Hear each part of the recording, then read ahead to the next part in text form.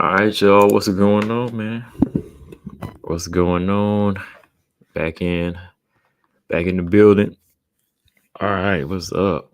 Let me see what we got here. Already got a few y'all in here, yeah. So, yeah, man, let's get into this thing, man. It's been a minute. Feels like it's been a minute. It's been like what, 2 weeks? That's the longest I've gone. Without getting on here. I think I've gone like a week or something. Just taking some time off, but yeah, this was necessary, y'all. So yeah, I'm back. I'm back.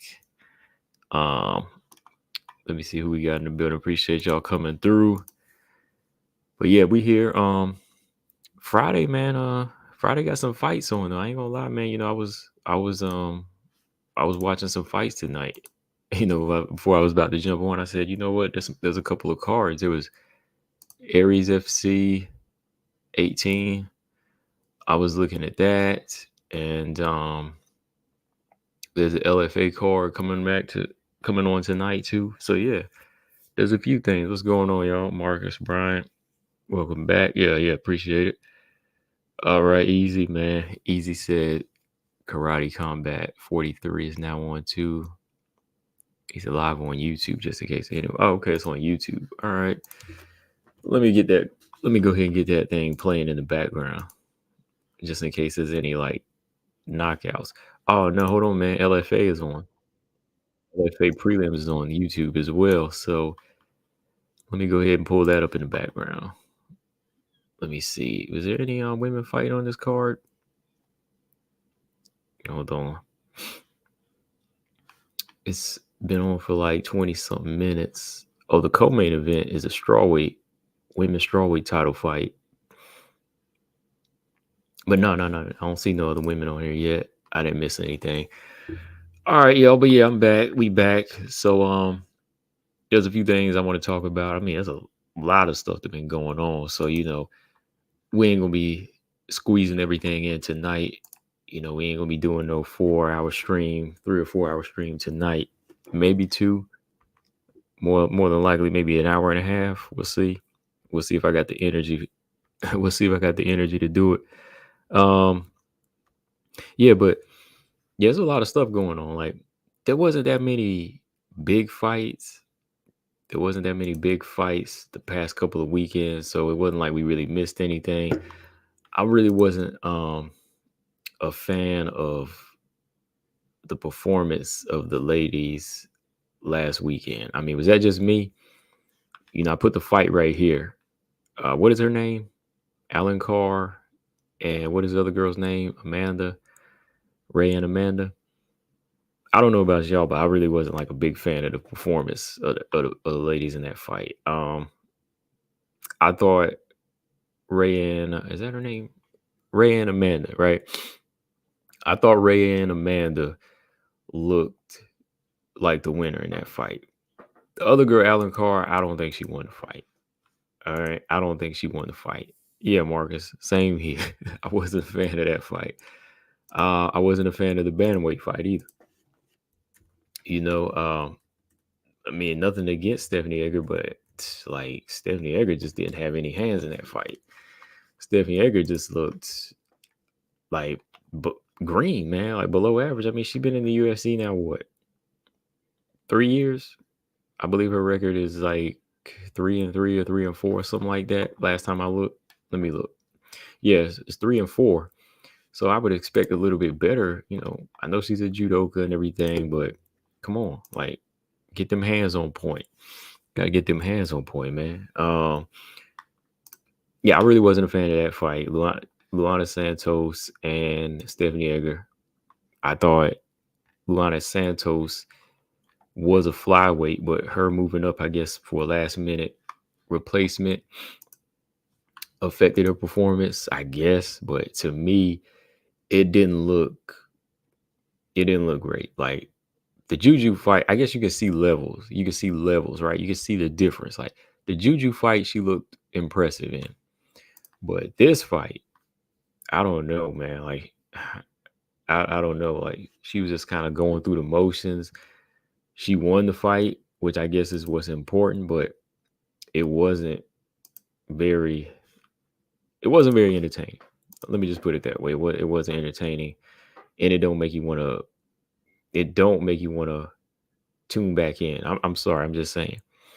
Um, Brian said Edgar brings nothing to 135. No, not really, man. I thought she would have. Like, I never considered her like this threat that's going to come up, but I was at least hoping that she would have done something a little different. Like when she came through and beat Jessica Rose Clark, I was like, okay, she's the first person to submit her. Maybe that means something. But then she goes and loses to Mayra Bueno Silva and kind of cheats in that fight. It kind of turned me off. I know it turned a few people off. And then she gets back on my good list whenever she beats Eileen Perez. when she submitted Eileen Perez, I was like, all right, Stephanie Egger back in business. Now she loses 2 in a row. She lost the Russian Ronda, Luana Santos. I never really see anything stand out about her. I'm just saying, like, nothing really stands out about her. Brian said Rand won, in my opinion, but Alan Carr showed heart. Easy E said, to be fair, Alan Carr levels better than she did on Contender Series. Alan Carr didn't win that fight, though. Even she was shocked. She knew she stole one. Did she look levels better? Let me see. Not to me, though. I think she looked about the same because it seemed like she still was having problems with striking and overall balance. Like, kind of reminds me, well, I can't say she reminds me of Carl. Maybe it's because she looks like Carla a little bit in the face, but style wise, no. Like I would still say Carla's like, oh, the levels above this girl. You know, I think Alan Carr, you know, she still got a lot of work that she needs to be, you know, putting in as far as her defense and so on, man, because she's lucky that Rayanne can't hit that hard. I'm gonna just put it that way. She's lucky Rayanne can't hit that hard. Sink, what's up? He said Luana gotta fix that cardio because she looks decent. Besides that, yeah, she was laying on Stephanie Egger. She looked tired. She looked beat. Colostrum said Alan Carr is an atom weight. Yeah, maybe that's what it is. Maybe that's why she reminds me of Carla, because they both small and they both got kind of that same build. Yeah, Edgar brings nothing. Yeah, she's kind of on a decline right now. She's got to show us something. Walter Bell, what's up? He said, my sincere condolences. Welcome back. Appreciate it, man. Appreciate that for sure, man. And appreciate y'all that drop, you know, some words, you know, always. She said Lipski is deceptive.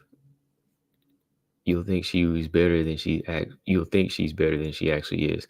I'm not, I don't really fall for that with Lipski. Like, I think she's made improvements, but yeah, there's something about her that doesn't really click with me and makes me say she's on another level. Like Macy Barber, different.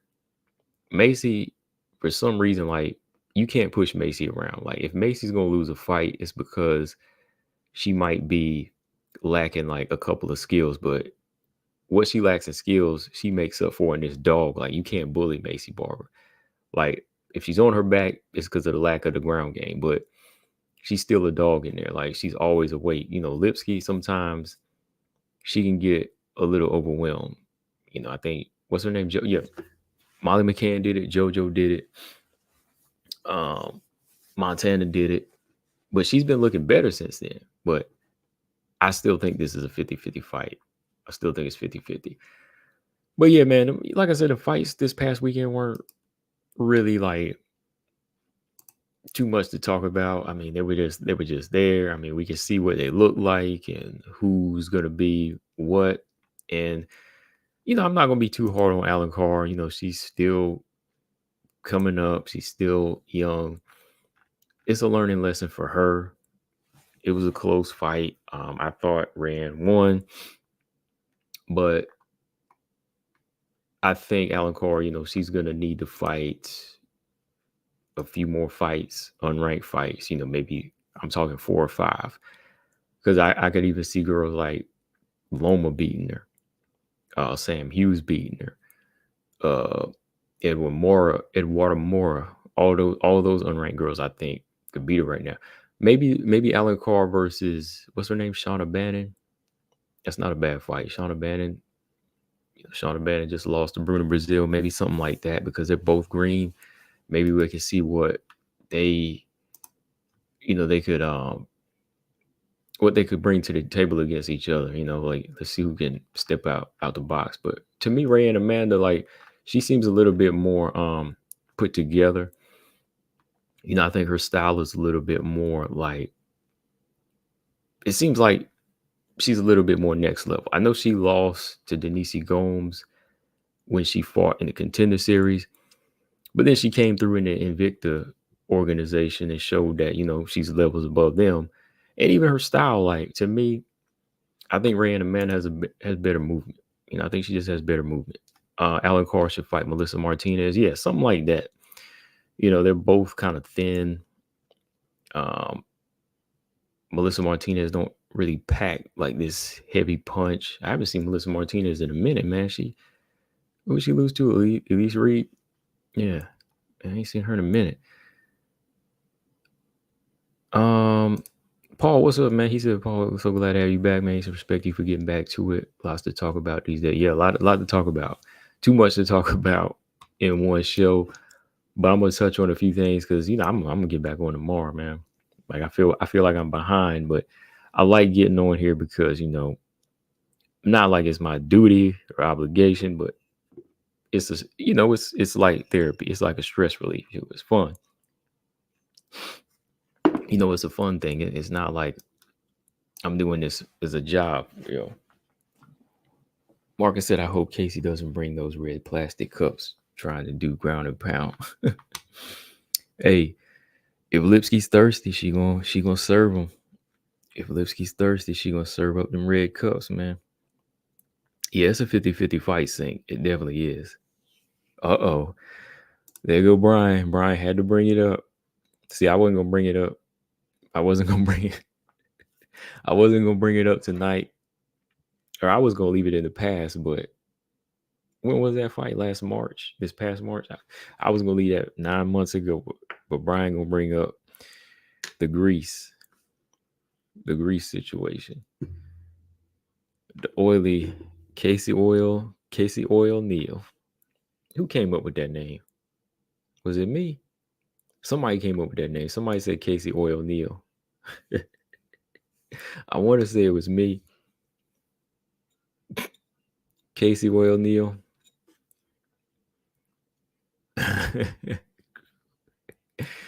Man, Maya couldn't get her down, man. Maya couldn't. It was the takedown defense, or it was the oil. I don't know though. I'm gonna leave that alone. Sink said Lipski's got bricks. Yeah, she got bricks. She got bricks and she got hard knees. Her takedown defense has got better too. Lipski and ATT has really been working. It's been rubbing off on her. It really has. Colosman said, is Lipski strong enough to stay on her feet? I think Casey might grapple her. I think she is. I think it comes down to how hard she hits and how O'Neal responds to it. Because when Lipski hit Melissa Gatto a few times, it stopped her from wanting to come inside. So I'm thinking the same situation, like strength as far as like her punches and strength as far as even like her takedown defense. Like if she can neutralize in the center as soon as like Casey tries to get her hands and she initiates the tie clinch first and goes to her body, then Casey O'Neal will have a problem. She'll have another problem, because Lipski's kind of fierce in certain situations, like as of lately. But we'll see. What was some of the other fights that happened this past weekend? Not this past weekend, but what was the other weekend? I can't remember. Like I said, just so much going on, man. There was Song Yadong card that was last weekend, but the card 2 weeks ago, who was on that one? Who was on that card 2 weeks ago? Was it just Miesha Tate? No. It was Veronica Hardy and Jamie Linhorth. Real quick, I'll talk about that fight. Okay, yeah. Brian said Hardy versus Lindworth. Okay, I'm gonna talk a little bit about that fight. That fight went the way I felt it was gonna go. I had to pick Jamie Lindworth in it because to me, I thought that Jamie Lindworth is better off at bantamweight. Just even over her size and the speed difference. You know, size ain't everything. Especially if you don't know how to use it. Length ain't everything if you don't know how to use it. And to me, Veronica Hardy, I don't know about y'all, but Veronica Hardy, for a short fighter, that girl, she can strike from the outside pretty well. It might be because of the bigger, slower girls, but I think that Veronica Hardy definitely has that striking IQ that's been. I think her striking IQ is improving, especially even amongst these lower level flyweights. To me, I think that her footwork was on point. Her movement. She was being first. She just made some bad choices towards the end when it was either bad choices or just the fact that Horth made an adjustment and started being physical with her. Like she didn't let her go. Like she would clinch her and she started landing some heavy elbows to Veronica's head. Like Veronica caught a knot in that fight. So I think that it was just a mixture of those things. Like Horth thought maybe she could stand with Hardy and she wasted 2 rounds, right? It wasn't until the third round that she said, okay, now I got to be physical, and maybe this is what I should have been doing. But by then, a little too late. I mean, maybe it wasn't for one of the judges. I mean, it was a split decision. I had Veronica Hardy clearly winning the fight. Let me be real. I thought Veronica Hardy clearly won the fight. I thought it was 2 rounds to 1. I thought she clearly outstruck her the first 2 rounds, kind of frustrated her, outslicked her. But then in that third round, that's where Horth started to sit down on it and put a little bit of work in. So yeah, that wasn't a bad fight. Um, oh man, Julia Avila though, man, my girl Julia Avila. BJ said Horth started. She started putting them elbows. Yeah, putting them elbows on her, man. Putting them elbows on her in that round. Brian said Hardy's improving in a lot of areas, but it's not like she's made it right now. No, she ain't made it yet. Like the level of competition she's fighting is what's making it look good. But I just need to see her step it up again. Like maybe JJ Aldridge. No, JJ Aldridge, that's a good fight. JJ Aldridge would be a good fight for JJ Aldridge, Veronica Hardy. That's a good fight. Because even if you look at her resume, like when she would step it up, like Andrea Lee and who else did she fight?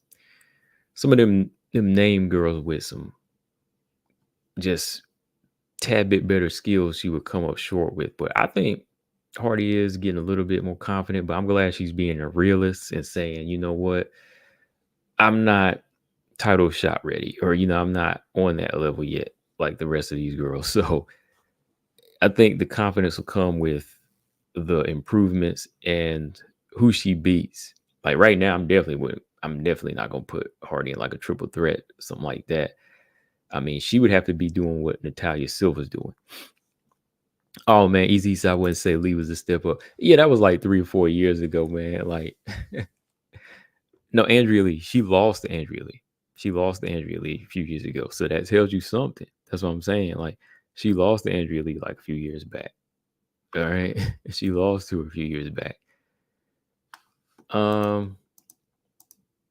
Yeah, but overall, not a bad fight. I think the previous weekend was a little bit better, but dang, man, my girl Julia Avila though, man, like, what's up with that, man? Like, I understand. I know it's been 2 years. It's been 2 years, but I expected Avila to show a little glimpse of what she had in the past, man.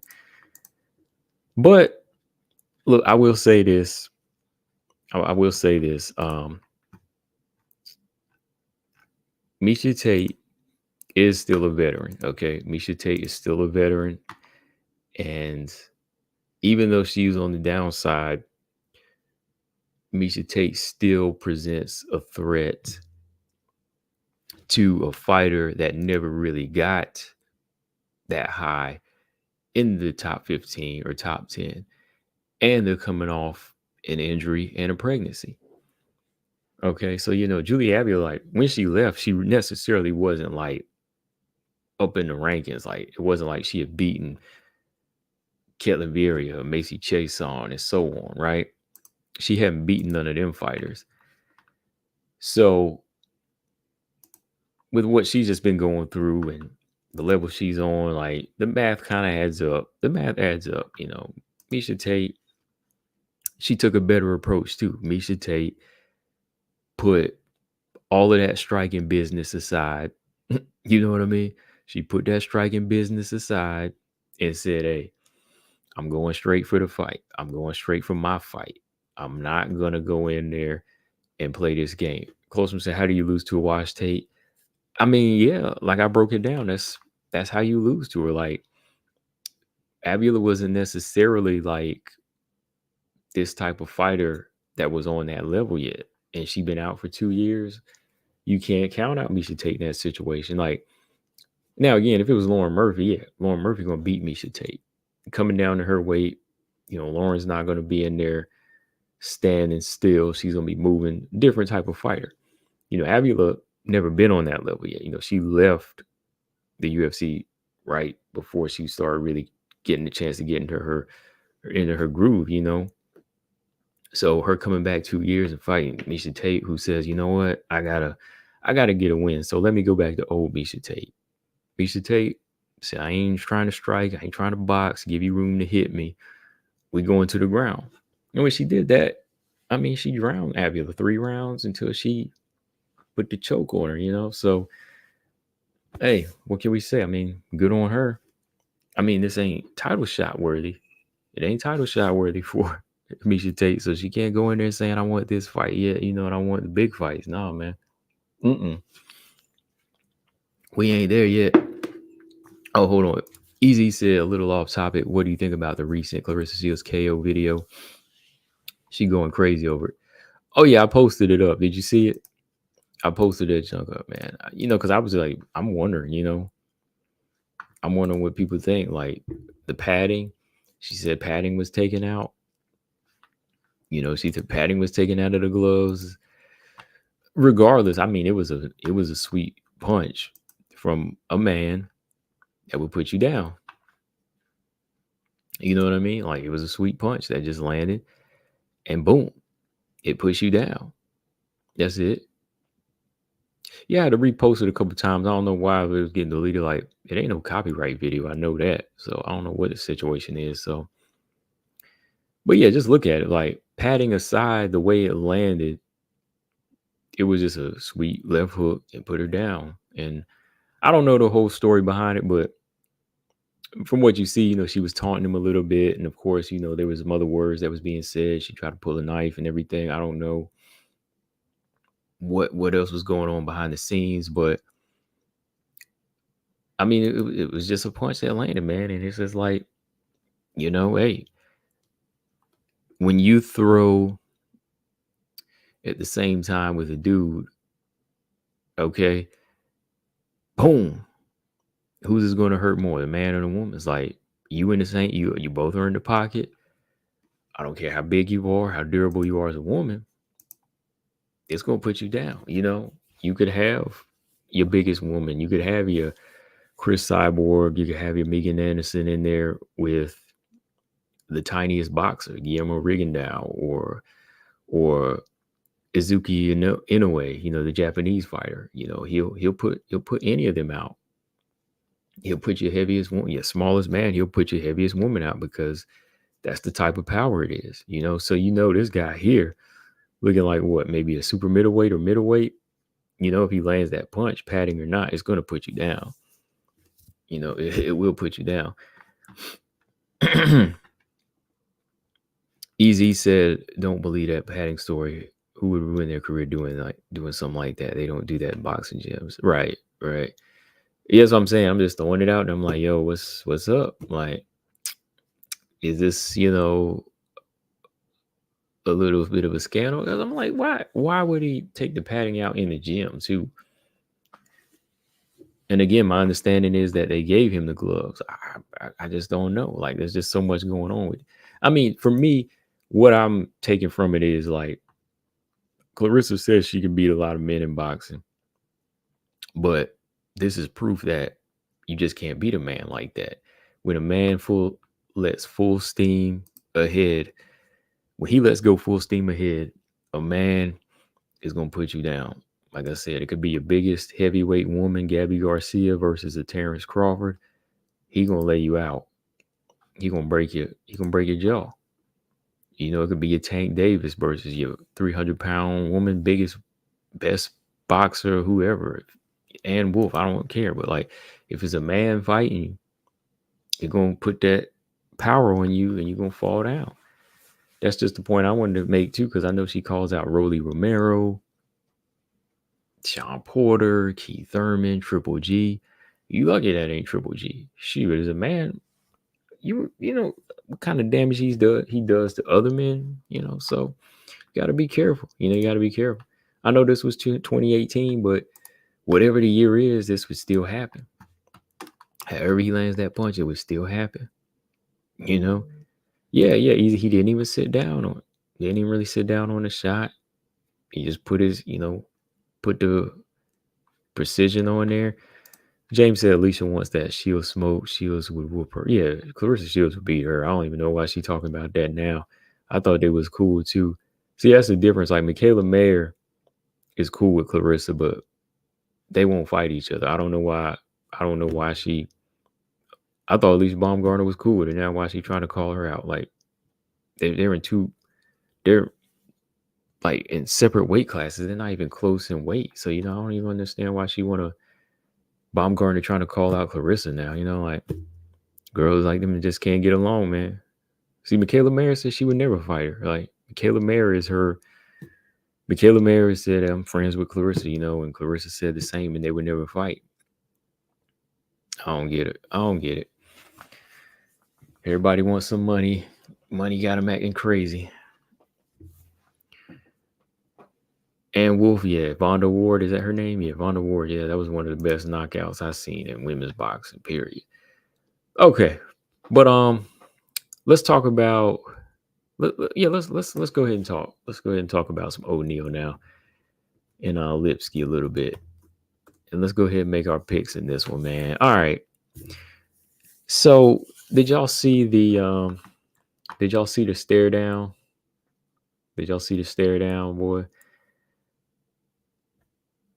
Yeah, that's the thing, Marco. Like, sometimes you just can't keep talking. Like, you can't beat everybody. You can't beat everybody. You can't beat a lot of people. You know what I mean? Like, you can beat some people, but you can't beat a lot of the people. There's always gonna be somebody that has your number. Okay, Brian said he missed it. Okay, y'all missed the stare down. It was intense, man. Hold on, let's see what we got.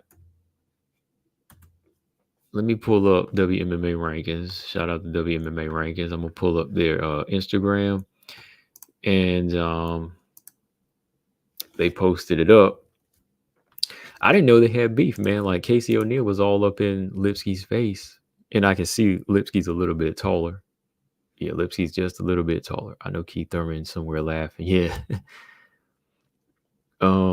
Marcus, I just watched it. Okay. All right, hold on. Let me see where my share is here. I'm gonna share this with y'all. Share screen. Share it. Here Rose, man. Rose talking about coming back. She wants some gold in 2024. What y'all think?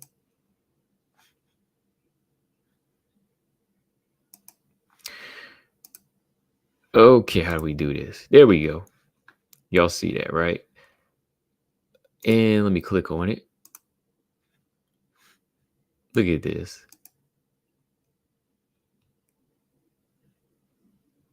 Casey O'Neal was all over her face. Y'all watching this? Y'all see this? Yeah, Lipski's big. Like, I won't say she's big, but yeah, she's definitely not big flyweight, but she's taller. She's taller and lean. It seems a little bit more like she has that physical strength as she's kind of growing into her body a little bit more. Casey O'Neill up in here putting on a show. Look at her. Casey O'Neill all up in her face. Lipski over there smacking on that gum. Somebody's bleeding in this fight. I know that somebody's bleeding in this fight, though. I don't know who's winning the fight, but somebody's gonna be bleeding in this fight. Just because of the way they both fight, Lipski packs the power. O'Neill is a durable fighter. She's a fighter that comes forward, throws a lot of punches. Man, look at these comments. Some people be talking crazy, man. I'm just and let's go ahead and take a glance at this one while we're here. Irene Aldana, Carol Rosa. I hope Aldana don't think this is a title shot, a title eliminator. Excuse me. He said Casey O'Neill ain't like that. She ain't like that, man. He said she acting. Said she acting, man. Hold on, there we go. Okay. Yeah, so Casey O'Neill wants to build a fight up. She's just trying to build a fight up and put a little bit more action on the women, which no problem with that. But as far as what she's bringing to the table, man, versus Lipski, if Lipski can play her cards right in this type of fight, Ariane Lipski should be able to make Casey O'Neill do whatever she wants in this fight. Okay, because this is going to be a fight that tests Ariane Lipski's her tolerance as far as how she's gotten, like her pressure tolerance now, as she's come along in the game. It's going to test the pressure tolerance. It's going to test her striking IQ and her takedown defense, because Casey is going to come in there working. Casey going to come in there storming. She's going to come in there disrespecting. So, I want to see if Lipski can make Casey O'Neill stop in her tracks. Like the minute she takes the power, will she stop in her tracks like some of the other fighters done, like Gatto, Aldridge? Is it going to be enough? Because that's what she's going to have to do. Casey O'Neill's going to come forward. Until you do something to make her step back, she's going to keep coming forward. Because, she even came forward on Jennifer Maia. I mean, Jennifer Maia won every round, but Jennifer Maia wasn't really like putting the power on her. Jennifer Maia wasn't really like putting power. She was just putting slick combinations and moving, but she wasn't putting like full power like I think Lipski can do.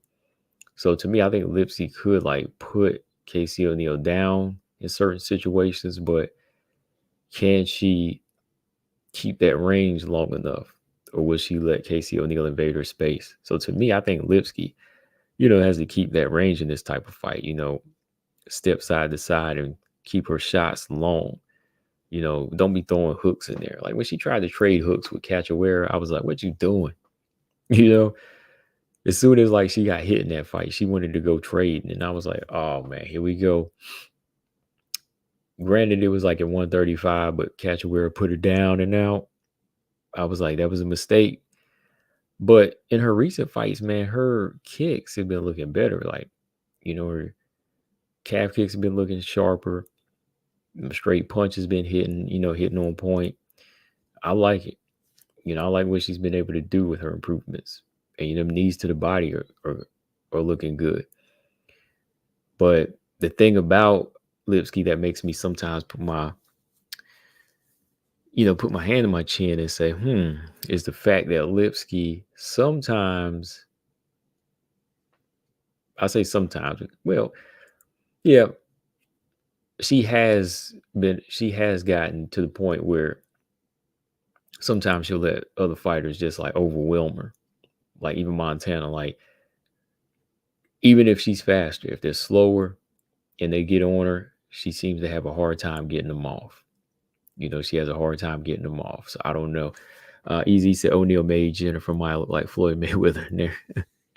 Yeah, Floyd She had her looking like Roberta Duran up in there, getting that work in. I was like, yo, I was like, this girl walking right into punches.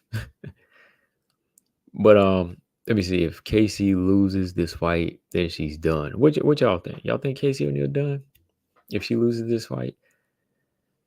James said Maya landed way. She landed much more than May ever did.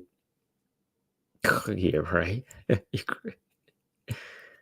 Oh man. And she got hit. She got hit more too. If she probably got hit more too. But yeah, I think Lipski, man, she's got to be the type of fighter that has to go in there, control that distance, be the same fighter that she was in these last few fights. Even like when somebody like Lipski we know is relentless, she's got to be willing to dog it out with her. Like even if it starts to get ugly, like because sometimes when girls like Montana would get on her, it seemed like she would fall too quick or like crumble faster. Like she rocked Montana a couple times in that fight, but whenever Montana got on her, it was like when she was on her back, that was it. She took a beating in that, in that second round, and she just looked like she didn't want anymore.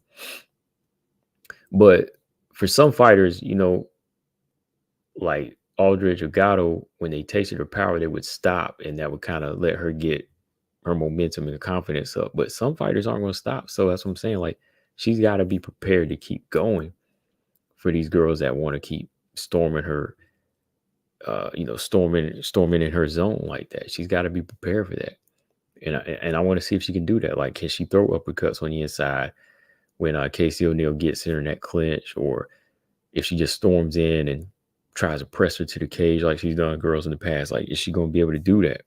Like, was she able to land them knees to the body? Because that's what she's going to have to do in this fight. She just going to have to show she's the better striker, and that she's not the same Lipski that got taken down by Montana, even taken down by JoJo and Molly.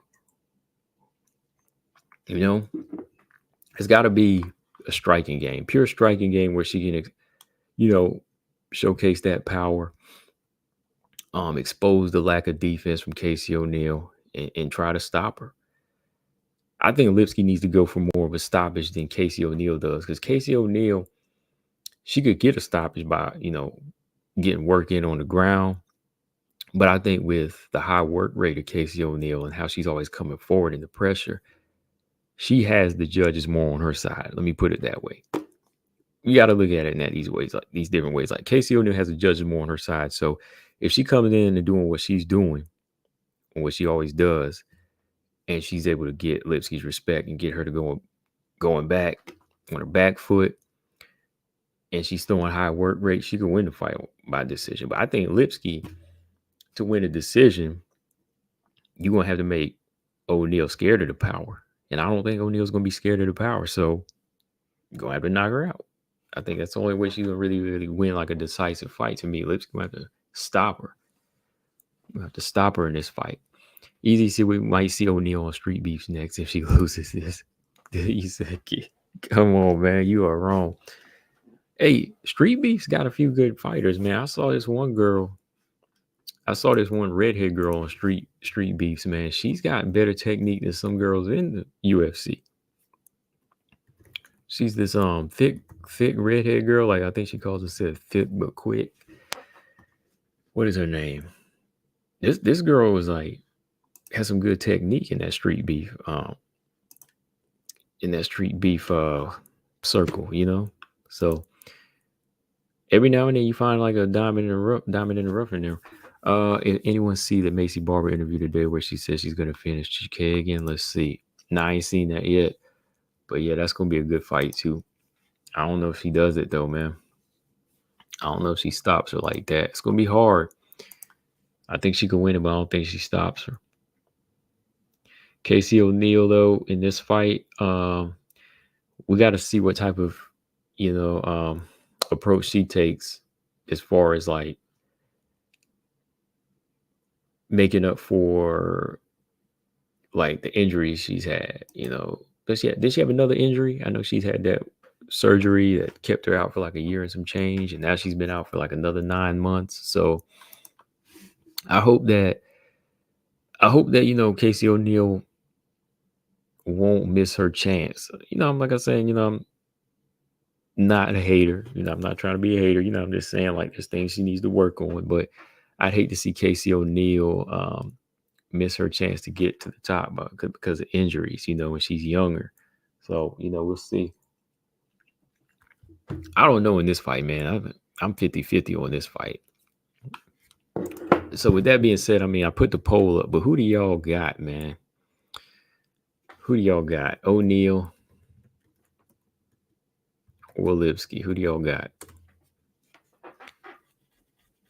Yeah, target the nose and the lips, man.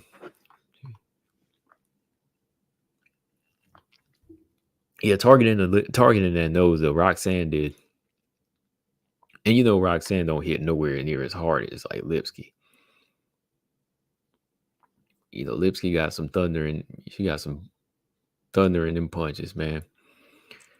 Walter Bell said, I'm still in shock over the stupidity over Colby Covington. I don't like Colby, man.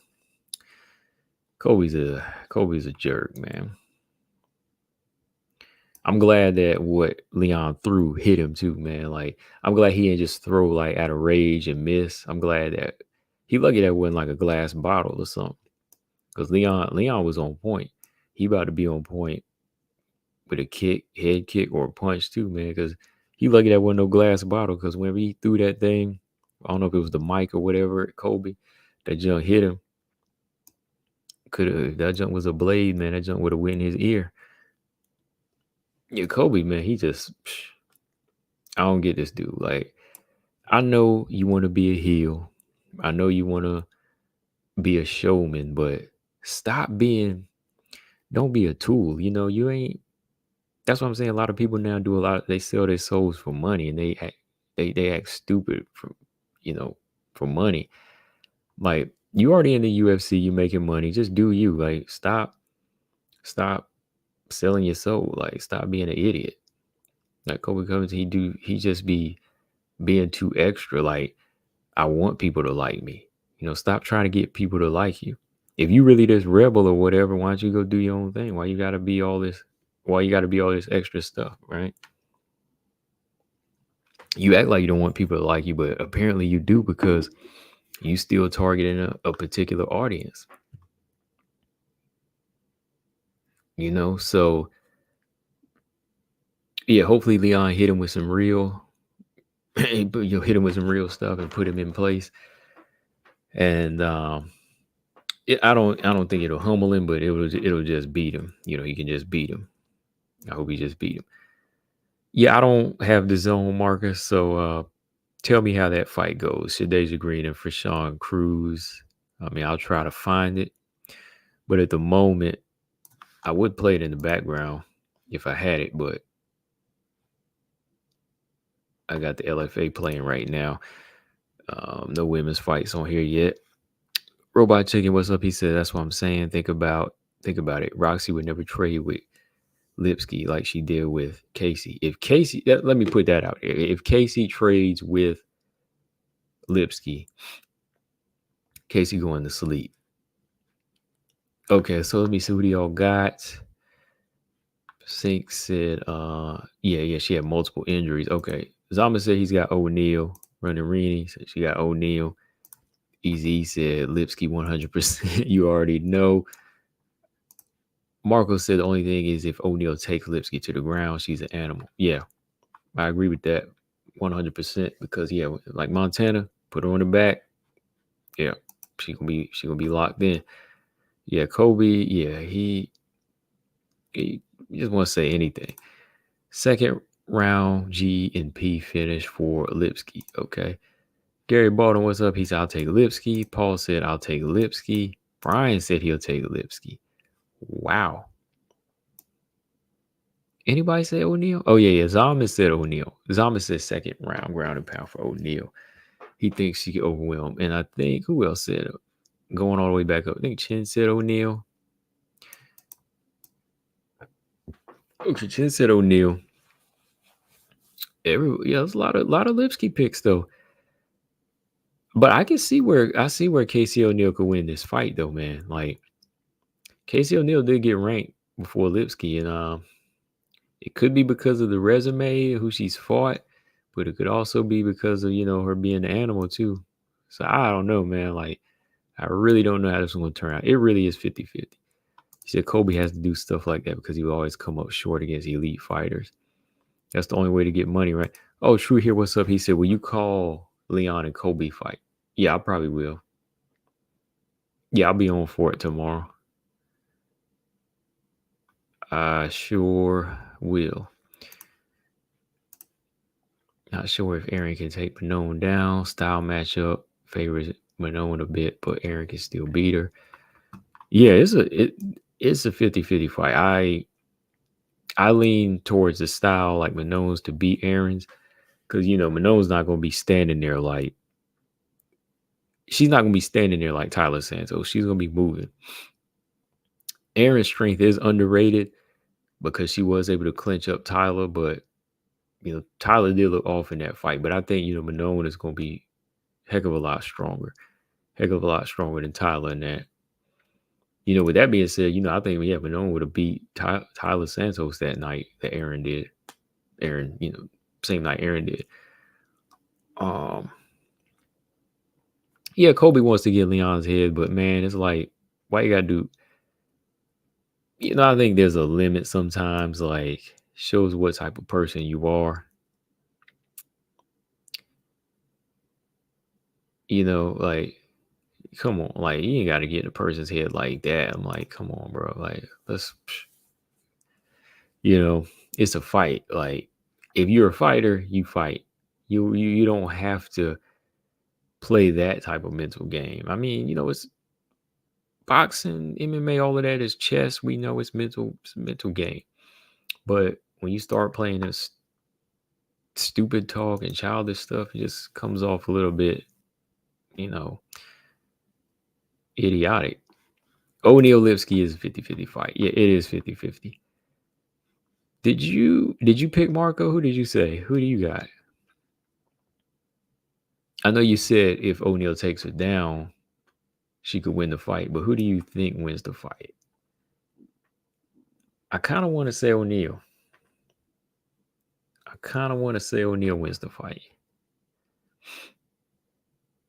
I do. Yeah. I do want to say. Mm-hmm.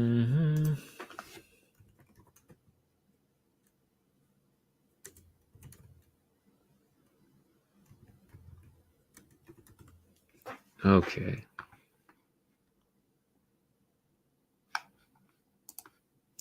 Okay. True here said, would you like to see Draymond in the UFC? Draymond, the basketball player?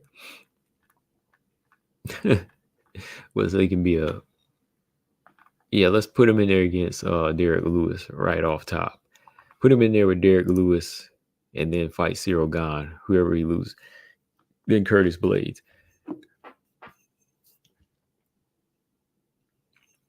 Put him right in there in the top 10.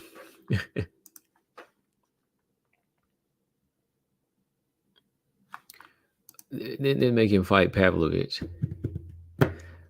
I think O'Neal because of their takedown, ground and pound. Okay, yeah. I'm kind of leaning towards O'Neal myself. I am kind of leaning towards O'Neal. Like, I know I picked against Lipski in the Gatto fight and the Aldrich fight. That's because I prefer them more. I'm more of a fan of them though. Like, those were kind of fan picks, because I was rooting for Gatto and I was rooting for Aldrich. This one here, not necessarily because I'm rooting for Casey O'Neill, right? I kind of want to. This will be the third time I picked against her, and this could be the third time I lose. But I kind of want to pick O'Neill in this fight.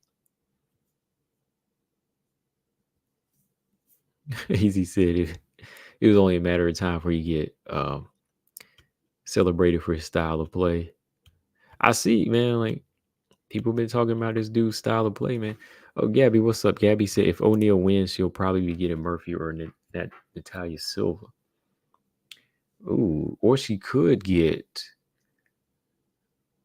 Lauren Murphy if if if Casey O'Neill loses. If Casey O'Neill loses and Lauren Murphy loses, I think they should fight.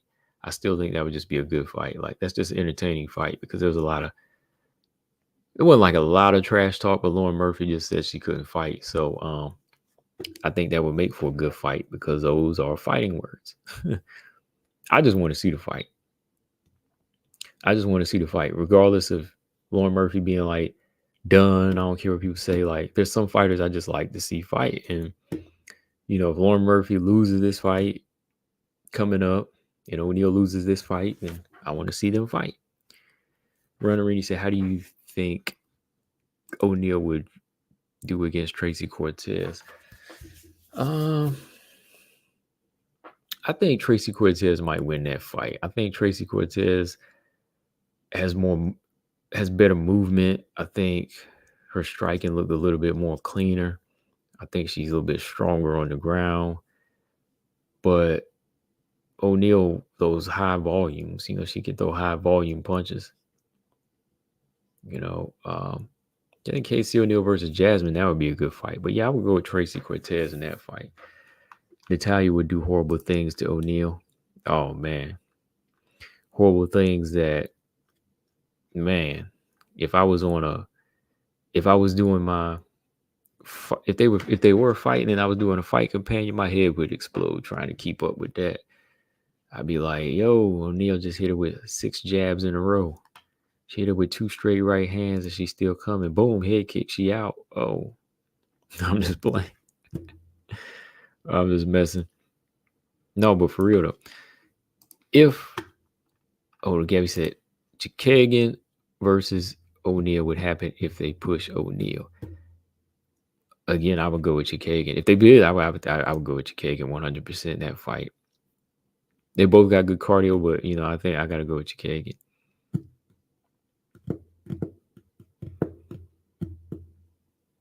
Tracy beats O'Neal, yeah, yep.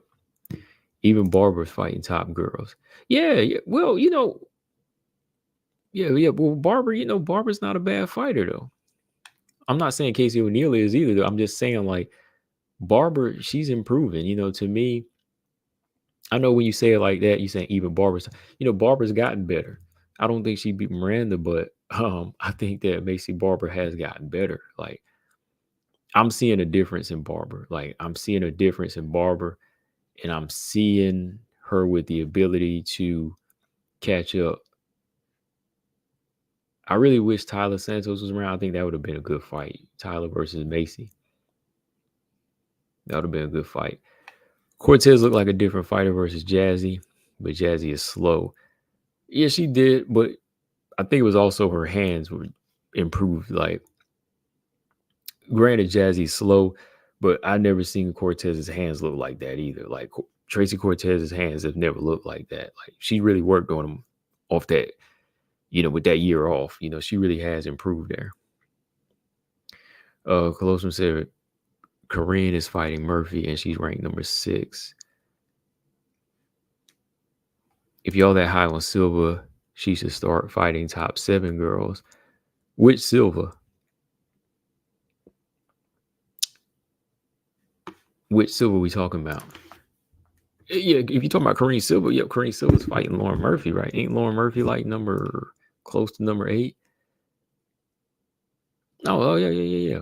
Corinne Silva's fighting Lauren Murphy, so she is fighting the top 7 girl.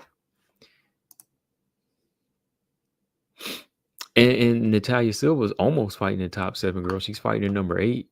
I mean, yeah, they're both fighting 7 and 8. So that's not bad. And you can see the UFC is high on them. That's why they are fighting. Yeah, James, both Silvers are fighting the 7 and 8. So they are fighting top 7 girls technically. Like one is. I mean, the other one is fighting the number 8. Right? I mean, they can't fight Aaron and Manon, because Aaron and Manon is already ready for the belt, or they're going to fight each other, right? Caitlin Chikagan is fighting Macy Barber, right? Andrade has no business at 125 right now, in my opinion, because just ain't, she just ain't there anymore. I mean, she racked up a bunch of losses, so that's not really a fight. So the next best thing for the Silvers are Lauren and Arujo. Yeah, Lauren is 6. My bad. Lauren is 6. I thought I said 7, but yeah, Lauren Murphy's number 6 and Arujo is number 8. So those are legit names for the O'Neills. I mean, for the Silvers. I said the O'Neills for the Silvers, man. Easy, say me ignorant. Easy, man. Y'all crazy. Gabrielle O'Neal versus Kareem would be interesting as well. Both have good ground game. Yeah, they both have good ground game. I got to go with the finisher, though. I got to go with the finisher. Gary said O'Neal beats none of the top 15 except Arujo. Ooh, wow. I don't know who that's a shot at more. Is it more of a shot at O'Neal or my girl Arujo? Cause dang, you said she can't. You said Arujo can't be O'Neal. Dang. I would still go with my girl Arujo.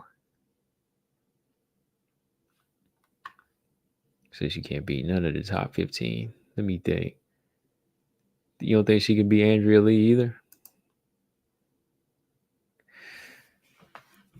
Told you flyweight's interesting because y'all still got me talking about this. It's been an hour. But we've been jumping back and forth here. Still got like almost 20 of y'all in here. Make sure y'all hit the like button if y'all want me to stick around another 30, 40 minutes. Because we got to talk about this fight too. I mean, we ain't got to, but since I covered WMMA, I guess I will. Irene Aldana and Carol Rosa. I'm not too big on it. I know Irene is number 5 and she had her title shot, and it's logical that she fights down to number 9, but I just don't feel like there's still some fights in this division that don't really give me an answer on who's going to be next. Like, who's the next person to step up? I mean, Myra Winter Silva is like the closest thing we got right now, and Rocky, to fighting. And of course, Pena for the belt at some point. But other than that, like, maybe I'm still a little turned off by Irene's last performance.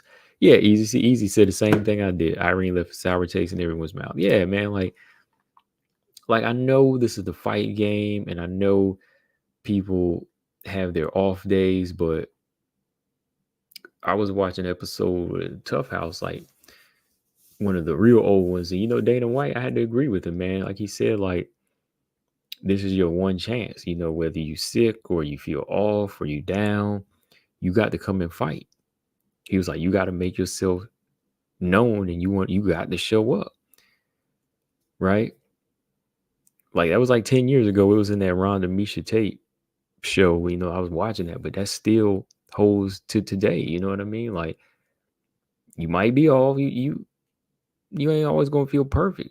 So for Irene to show up the way she did, I was giving her a chance. Like, okay, maybe this girl can box. Maybe she can land something. I didn't go as far as to pick her. I still said Amanda's gonna win that fight. But to me, I said, okay, maybe Irene. Maybe what she's experiencing in the Grasso camp right now is going to help her. Maybe it's going to rub off on her, and I think that's what some people thought, and that's why maybe some people picked her, but I couldn't even pick her off of that. So I just said maybe she has a chance to make this thing interesting, and maybe she will pull it off. But when that performance, was done and shut in the books, Irene just kind of had everybody like, oh man, like, what's going on, man? What happened? Maybe like 1 or 2 punches landed, and that was it.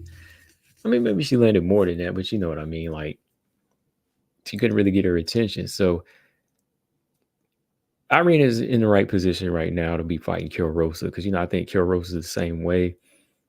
She's shown up at times, but she'll get taken down, and she'll kind of let fight slide. She got schooled by Sarah McMahon in a close, quarter fight. Um, so to me, I'm just kind of curious as to see who in this fight will go in there and fight like they want it, fight like their careers on the line. And I think Irene Aldana, like, she's never really had like this many bad showings now, like, to counter out. Like, we've seen her totally clam up. Like, cause she tried harder in the Holly Holm fight. Like, didn't she? Like, what do y'all think? Like, she definitely did. When she fought Holly Holm, she definitely tried harder. Like, she's tried harder in a lot of her fights. Like, the Amanda fight was just kind of like the Megan Anderson performance. Like, unlike Megan, though, she did make it all the way through, but she kind of had that starstruck moment too. It was just in the fight and not really trying to win. But maybe it was just them lights. So I don't know, man. Irina, I think she'll show up for this fight. But the performance she puts on, I think it's just going to really just put her in a position to say, you got to keep fighting. You got to erase that memory, which is going to be hard to do. You got to erase it with these like 3 or 4 good finishes before you get a title shot again. That's just how I see it. Carol Rosa, there was like a time when I was looking at her and said, okay, this girl, she's advancing, she's strong, has a good foundation. She'll go in there and club with you and she can brawl a little bit. But I was kind of taken aback when, Sarah McMahon was putting that groundwork on her. She was having some trouble in that fight. Even that Yana Santos fight that she won, that was a close one. That was a kind of a close fight. I mean, she's been trying to stay active, but there's just been times where I was like, I'm not seeing her fully like rise up and step out of the box. Because let's see, when she lost to Sarah McMahon, she came back, beat Lena Landsberg. She retired her. That was a close fight. Then she loses to Norma Dumont. Then she has another close fight with Yana Santos. So I don't think this is going to be a fight where Irene clams up again. She's not going to do anything like that. She might show up, finish Carol Rosa. I think she has enough skills to do that. To me, it's not really one I want to really like go into and break down. I just want to see them go in there and fight like they want to be there. Fight like they want to be there. Carol Rosa does, but sometimes I just think she needs to level up, man. She's got to level up. Irene, she got to go in there and finish her. She's got to go in there and finish her and erase that memory, man. You may erase that memory. But yeah, flyweight, it does have a lot of good, tough fighters, man. Flyweight does have a lot of tough fighters, like Running Reedy said. It's probably the division, like I said, just all around has great fights. But James said, don't be surprised if Holly Holm fights to her late 40s. Holmes is as stubborn as they come. Gary Baldwin said bantamweight is a sad division. And sadly it is, man. Like, every division goes through that period, man. Like, every division is going through it. Well, some have and some haven't. I think it just does that whenever they can't really rotate in new talent, or if one division is getting all the focus. Like, flyweight is getting most of the focus because a lot of the girls want to move up or move down there because it's closely around the weight they feel comfortable at. But sadly, bantamweight's just not rotating in enough new talent. Like I always say, heavyweight boxing, there was their long drought, but some divisions just never die, like welterweight in boxing. It just keeps going. It just keeps on going. 135, it's been dropped for a long time. It's been dropped for a long time because they just haven't found them fighters. They just haven't found them fighters to stay in there and keep it consistent. And again, the girls like James is saying, like Holly, I love Holly, but she's staying around. Um, well, Lena Landsberg, she just retired. Sarah McMahon's gone now, but a lot of those girls were sticking around. A lot of them girls were sticking around too long, and that's what's kind of holding it up too. Some of them pre-Ronda, post-Ronda girls are still there. Who's gone now? Lena Landsberg, Amanda, Sarah McMahon, they're all gone. But you still got a lot, like Aldana's still there, Pena's still there, Home is still there. Good evening, George. What's going on, man? Marcus Bell said, I've watched 5 rounds of the Fashawn Green fight and I'm already exhausted. Please tell me, Marcus, that you exhausted in a good way. Like, it's a lot of action. Please tell me you're exhausted, like the action is coming. George says, still got Danielle Wolf. Oh, boy. For the bantamweights, y'all can keep that. Or featherweight, right? Featherweights. Marcus, please tell me that the Rashawn fight is exhausting in a good way. Please tell me in a good way. Because, Shadeja Green, I'm expecting this girl. Oh, man. He said not even close to action. Oh, man. Come on. What's going on? The Savannah Marshall and Rashawn fight had more action. I'm not even watching it. That was an action-packed fight. Oh, bro. Come on. Okay, so who do y'all got, man? Who do y'all got in this fight? Aldana versus Rosa. Who do y'all got? Got 20 y'all. Make sure y'all hit the like button. Like I said, I'll stick around for a little bit longer because there's a couple other fights I want to talk about. We got to talk about this fight in the top corner, though. Top right corner. James Press says, I can see Rocky calling it a day if she loses the title, even though she can still fight. Yeah, I can see that too. She's had a lot of damage. She's been in a lot of wars too. And I would be fine with that.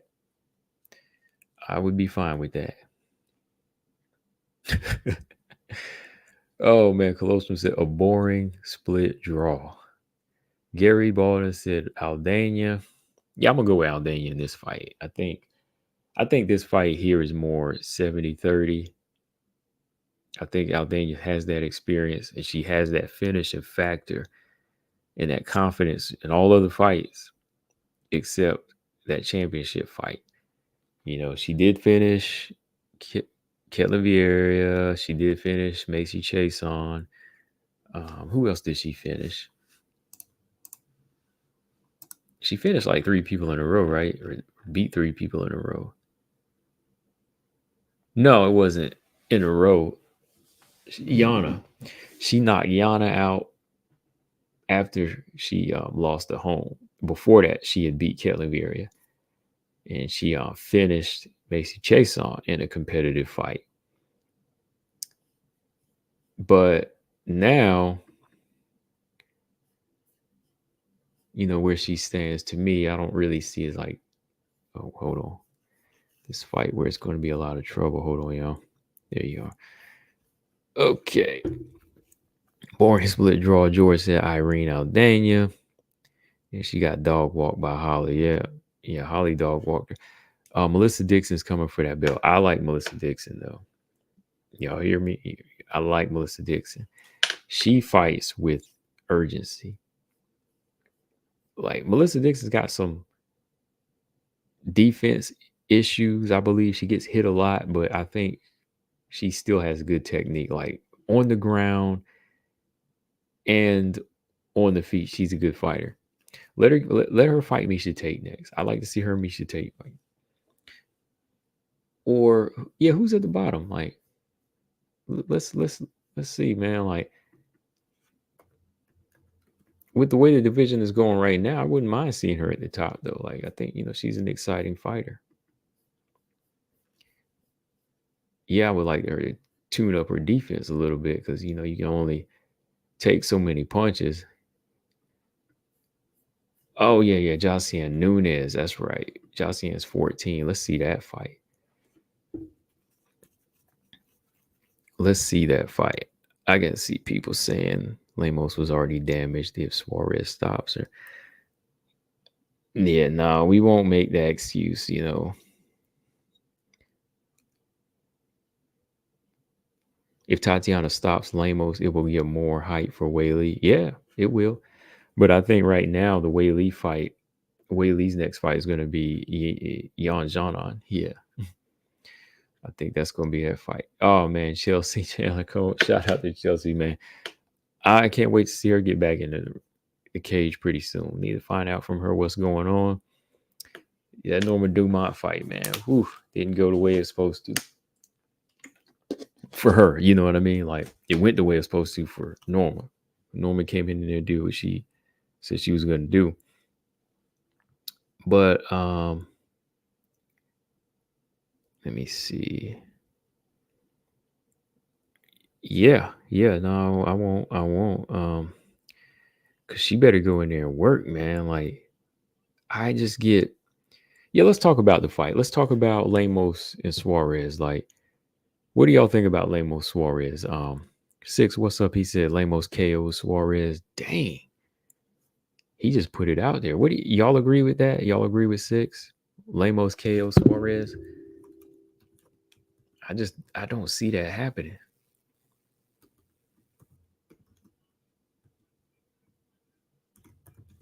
Anything can happen, but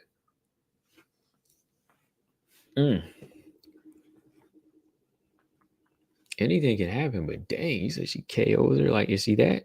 Is her defense that? How? But that's my question. Okay, let me ask. How is she going to set it up if she doesn't set up the KO punches like she's supposed to?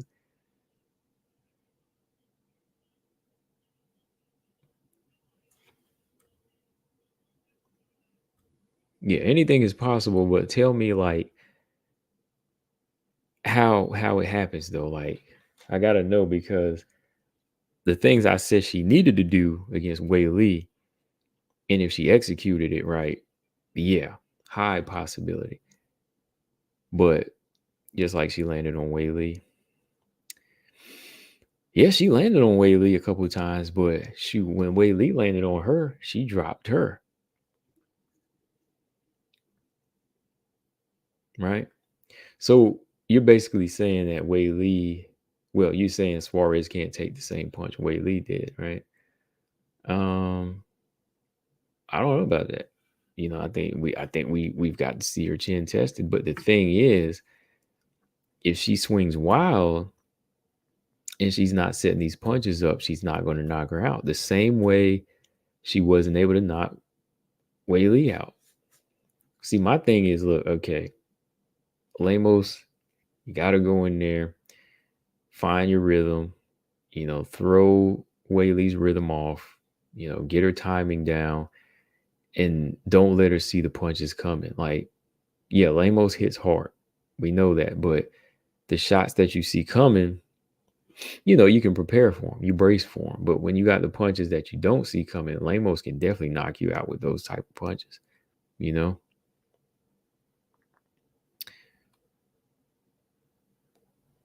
I don't think Suarez is going to strike with Lemos. I think she's going to go for what she knows in this fight. It's only wise that she does. You know, it's only wise that she does in this type of fight. Suarez by decision, Lemos is durable. Yeah. You got to really get your hands on Lemos to me to get her out of there. Um, if anybody's able to submit Lemos again, like Andrade, I would say it's Suarez. Maybe not in the same fashion, but I would say Suarez would be able to submit her. Um, I think, you know, when Whaley fought her, she was just so into just adapting to the situation and being well rounded that Wei Lee was just in there for a dominant performance. Like she never really locked in on just one thing, like kickboxing or just grappling. Like she was pure wrestling and she was striking. Um, she was giving Lemos a lot of chances to defend and recover in certain situations. Like she would rock Lemos, but then go into wrestling so Lemos could recover. Um, when she had her tight on the ground, Lemos could try to recover again and would try to put a choke on Wei Lee. So Wei Lee would have to defend that, reset. So I think Wei Lee fought more of this well-rounded fight that just kept overwhelming Lemos, but at the same time, she was never in like finishing trouble. Like when Andrade latched on to Lemos, she latched on for that one thing to take her out. And I think, if Suarez takes that type of approach and just drowns Lemos, he could probably find that opening. But I don't really think Suarez will find it wise to strike with Lemos in this type of fight. And I know Easy, you said she's not really a boxer, but she does have some boxing attributes. But yeah, she doesn't fully commit to them because, a real boxer would be using rhythm in there. Like Lemos isn't giving off rhythm enough. Like she'll throw straight punches. She'll have that stance, but like she's not putting pure rhythm into her fight. Like, what do you think, Easy? Like, agree or not? Do you see Lemos fighting with rhythm in there? Like, I'm not seeing enough rhythm in her. Like, Rose Namajunas, she'll fight with rhythm. Like her movement, her punches, there's rhythm to what Rose is doing when she's in there. She's really striking like somebody with nice rhythm in there. But Lemos sometimes I think it's so power dependent that she's looking for the big bomb. She's looking for that big bomb.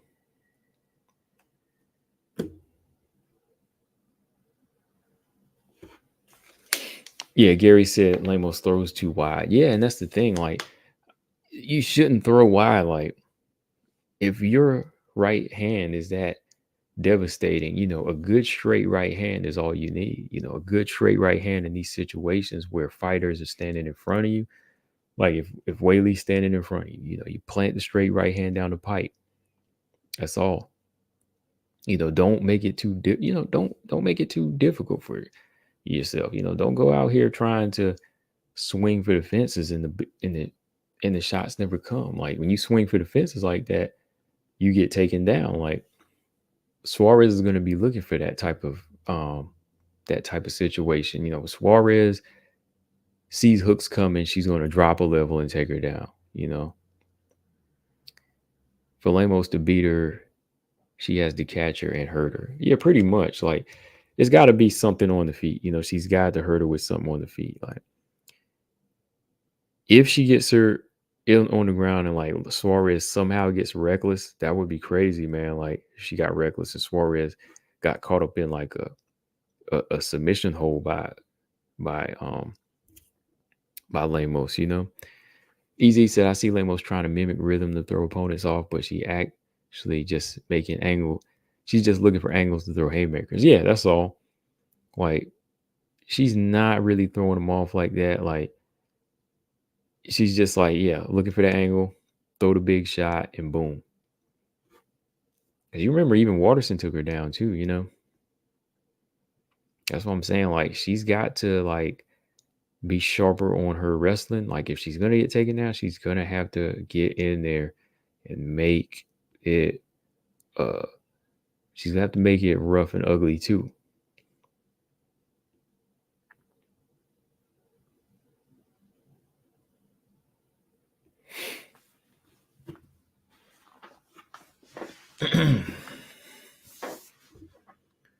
Okay, so let's see.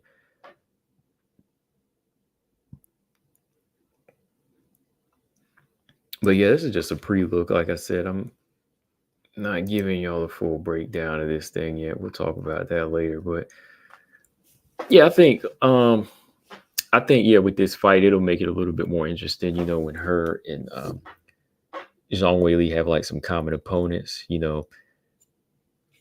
Of course, when Weili stopped Jessica Andrade, it was much more credible because he stopped the champion who was in her prime that just had destroyed Rose Namajunas. So for Weili, that's 1 point. Tatiana, she stopped Andrade too. I don't think people give her full credit, but I thought it was it was legit. I think she always would have stopped her, but yeah, there is a little difference there. Now they're both going to have now that Whaley and Suarez is both going to have Amanda Lemos on their resume. Um, let's see if Suarez can do what Whaley didn't do. Let's see if she can finish it. Let's see if she's able to finish it. Lemos has got a lot to get back on her mind and nothing to lose. Easy, so I think Suarez's length is going to be a real problem more than anything. Yeah, I think Suarez's length is a problem for some of these girls, even for Andrade in that fight. Surprisingly, the way she was able to use it. Running Reed said, "Do you think Leon Edwards would destroy Colby?" I hope he does. I don't know if he destroys him, but I think he can beat him. If he does, that would really, make this thing cinematic.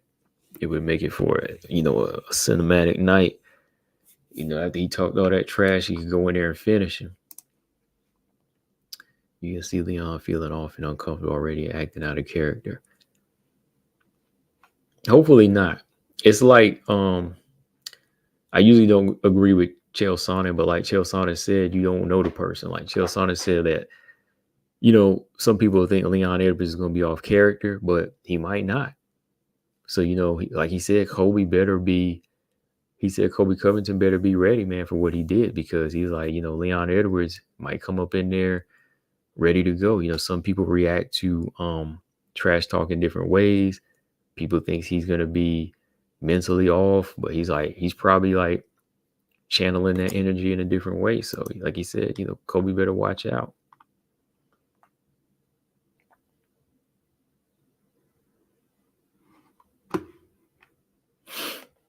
Carla would beat Lemos. Both fought Carla.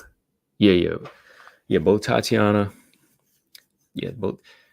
Yeah, I was making that. I was making a point about that in my other video, Gary, about Carla. I think she has the ability to take Lemos down. Just like looking at her takedown accuracy and how she sets her takedowns up.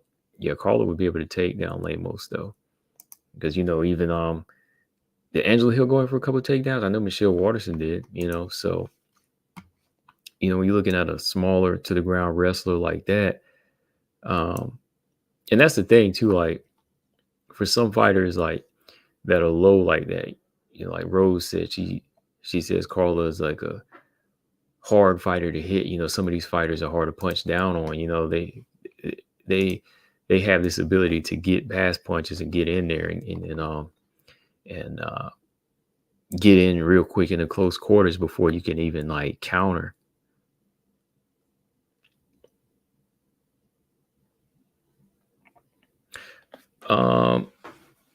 But again, yeah, there's going to be an interesting fight. They're going to be able to match these two up. Who destroyed Carla the best, who destroyed Andrade the worst. Depending on how this fight looks, who looked better against Lemos. So good build up to her. This will be her third title defense if it comes to that, right? Because let's say Whaley beats Jan next, coming up in March or April. That would be her second title defense, right? Because she defended against Whaley. She won from Carla, defended against Whaley. Now she's probably going to be fighting Jan. And if Suarez wins, she'll be fighting Suarez. And we got to hope. I mean, we ain't got to, but Suarez wins, it gives us a different look. Because if Lemos wins this fight, do you think Lemos would really want a Whaley rematch? Do you think she gets a rematch? I don't know. It should be Jan and Suarez, but Jan ducked. Oh, come on. Jan didn't duck that fight, man. Jan was already locked in, man. You knew this was going to happen because, Dana already said she was getting the title shot.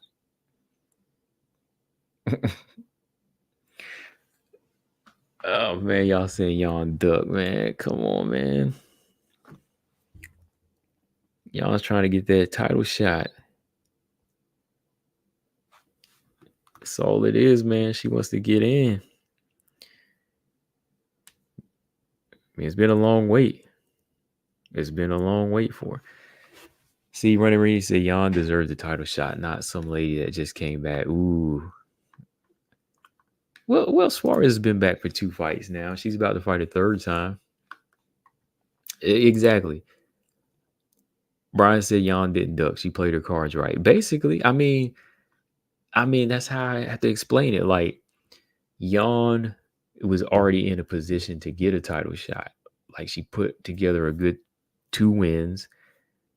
She beat Andrade first, right? She beat Andrade first. And, like, during that period while Suarez was having it out with Montana, Jan said, hey, I'm going to destroy this girl.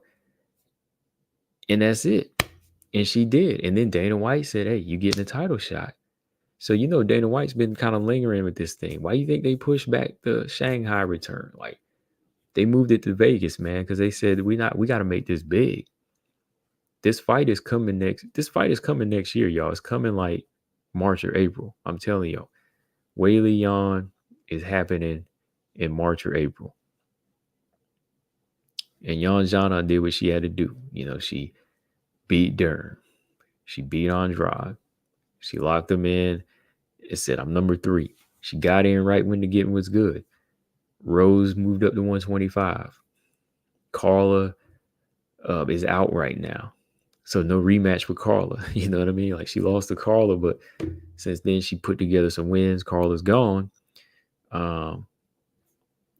She came up short against Marina, but now she surpassed Marina because of Marina had to fight Lemos. So it's a game of chess, man. It's just a game of chess. And she got in right where the getting was good. So with 2 wins in a row, I don't think Dana White wants to risk putting her in there with anybody else. So, hey, more power for y'all, man.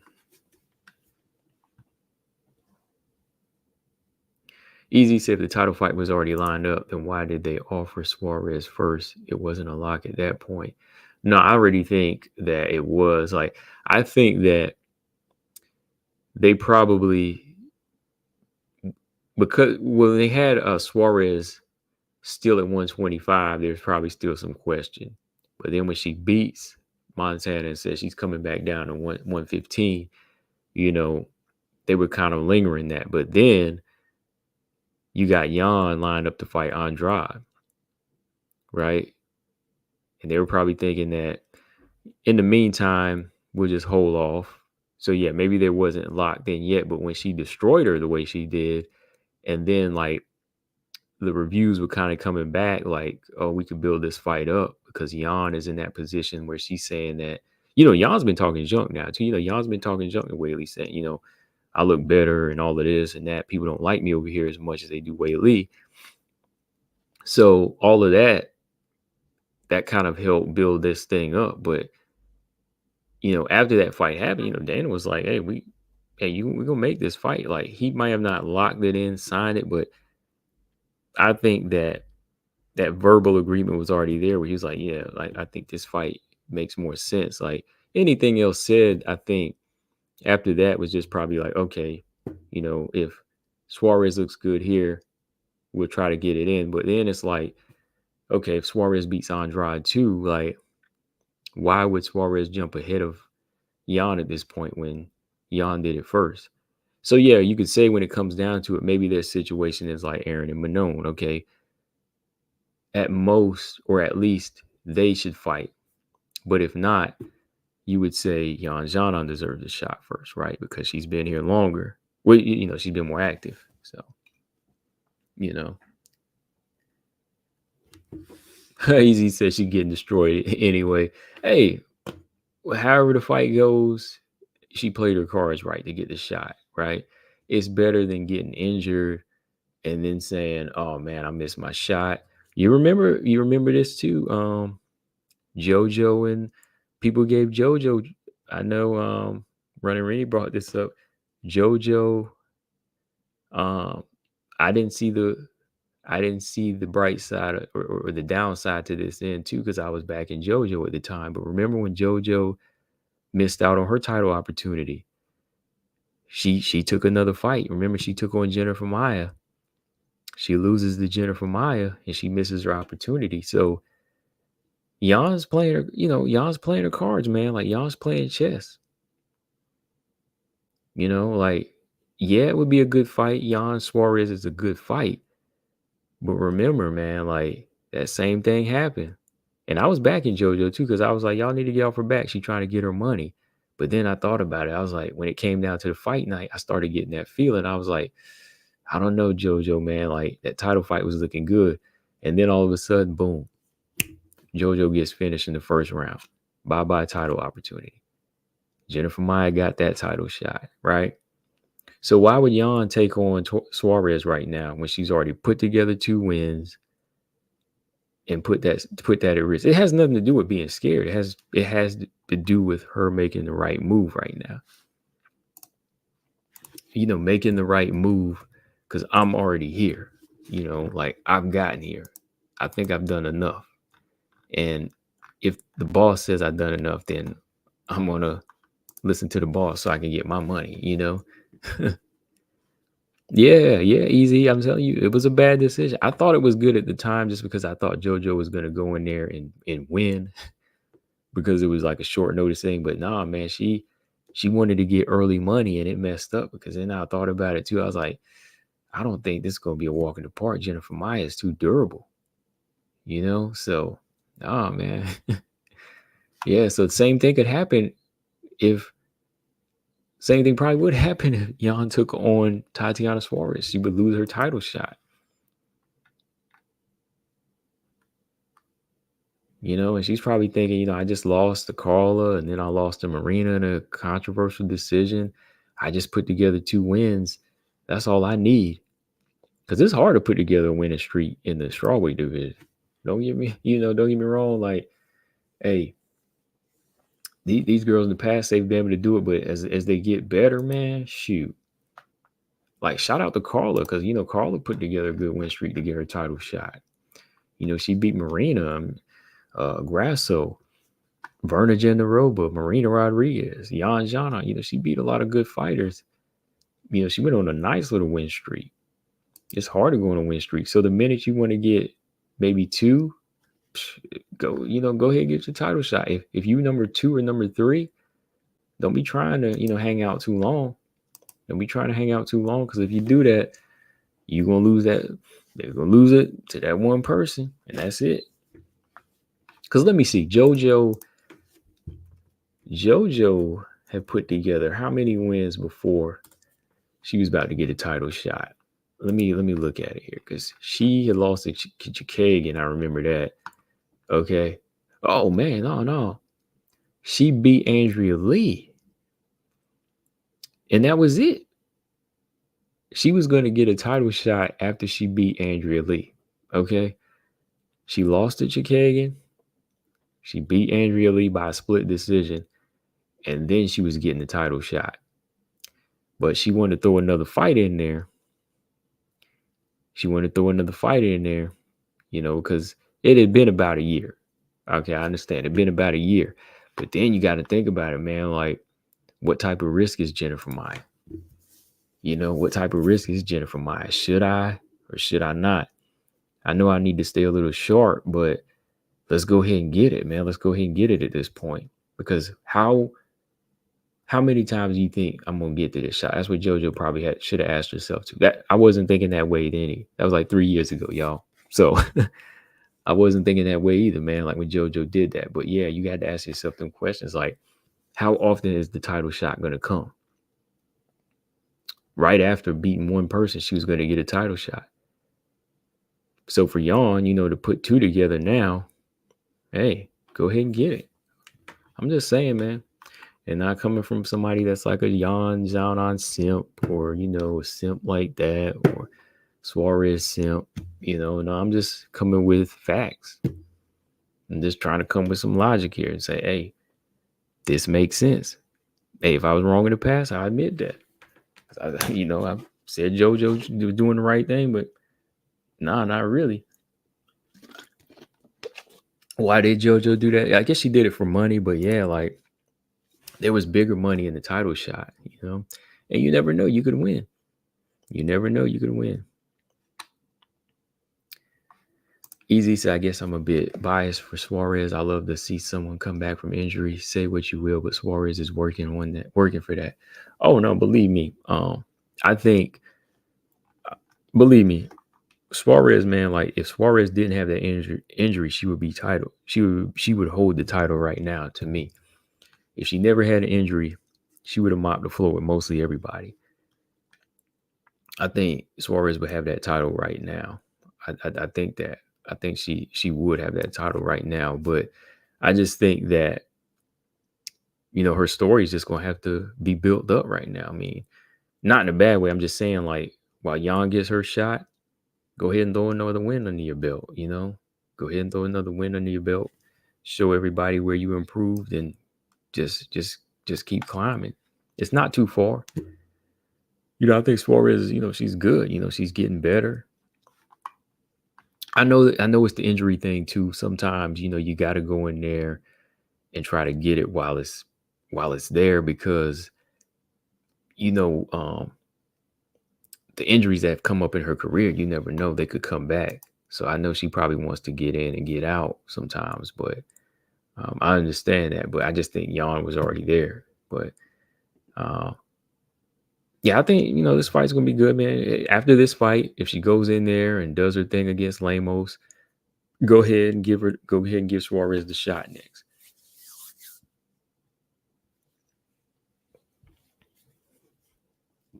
Closum said, only Mora whooped Suarez at strawweight. You think so? I don't think so. I think the only strawweight that probably would have beat Suarez, and I say probably or maybe, would have been Joanna.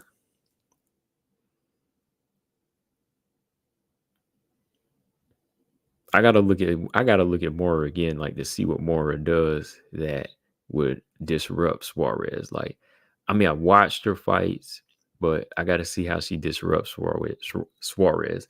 See, I think Joanna does certain things that would disrupt. Joanna does a few things that would disrupt Suarez, in my opinion.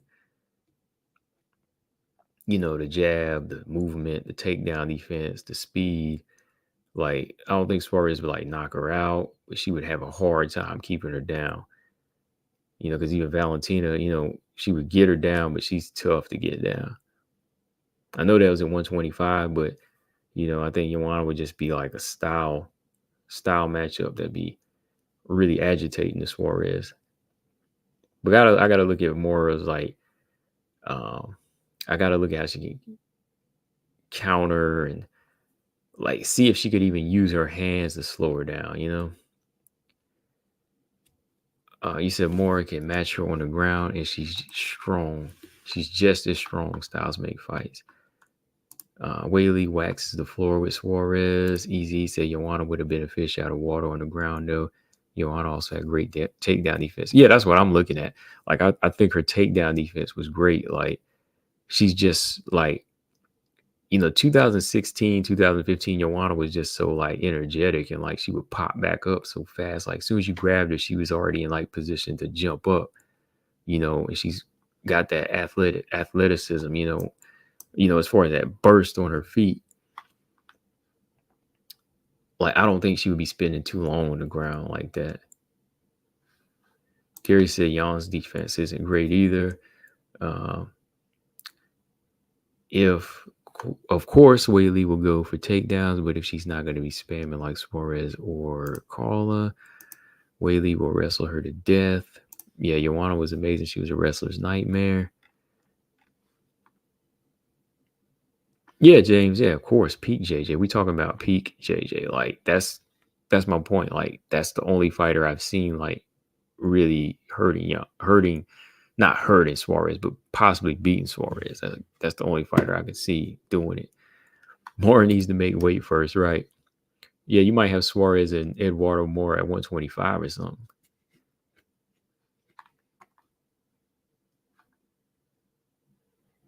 No one's beating Whaley at strawweight. Nobody's beating weight. You mean right now, or do you mean already in the past? Because I know we don't like to hear it. Some people don't like to hear it, but Rose has something to say about that. And I picked Whaley to beat Rose. I'm just saying, like, I picked her. I thought she was gonna go in there and monster her through. But no. Okay, yeah, right now. That's what I'm saying. Yeah, someone tells 6 Rose already beat Whaley twice. Uh-oh.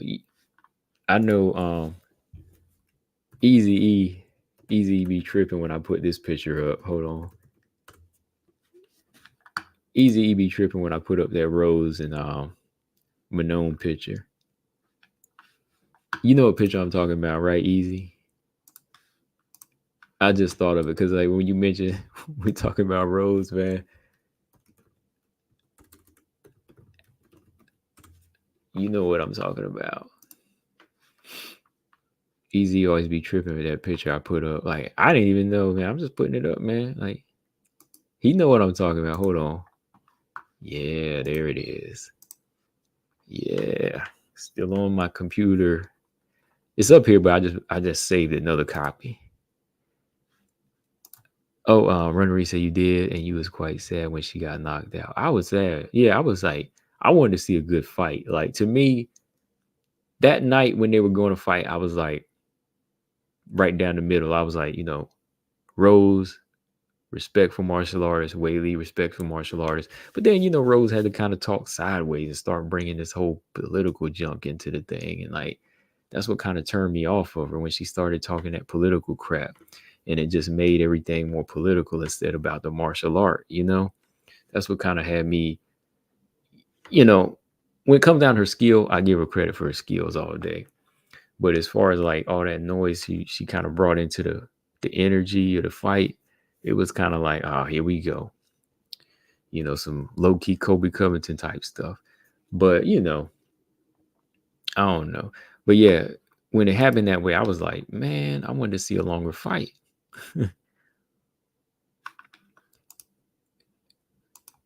This was a good this wasn't a bad fight though. I'm gonna do my end of the year review. Easy. This wasn't a bad fight though. It wasn't a bad fight. It wasn't a bad fight, man. I'm gonna go through my favorite fights of 2023. And yeah, I'm gonna go through my fights of 2023.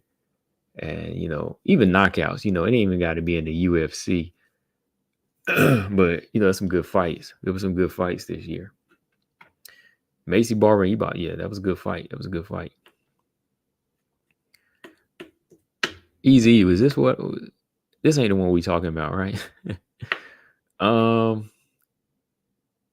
like fight photography though, like being able to catch these shots like this, and right in that still of the moment when the knuckles are disproportion in the flesh, like shots like this. How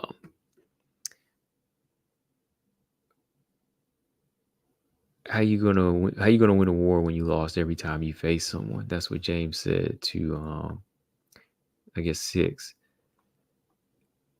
Rose needs her breaks. She needs to unravel mentally when she's super active. She seems to unravel mentally. Yeah, when she's active, man, like if you could be active with her style, like she would be more dominant though. Efren, what's going on? He said it's still JJ's world. We're just living in it. JJ Aldridge? No, I'm just Joanna's world, right?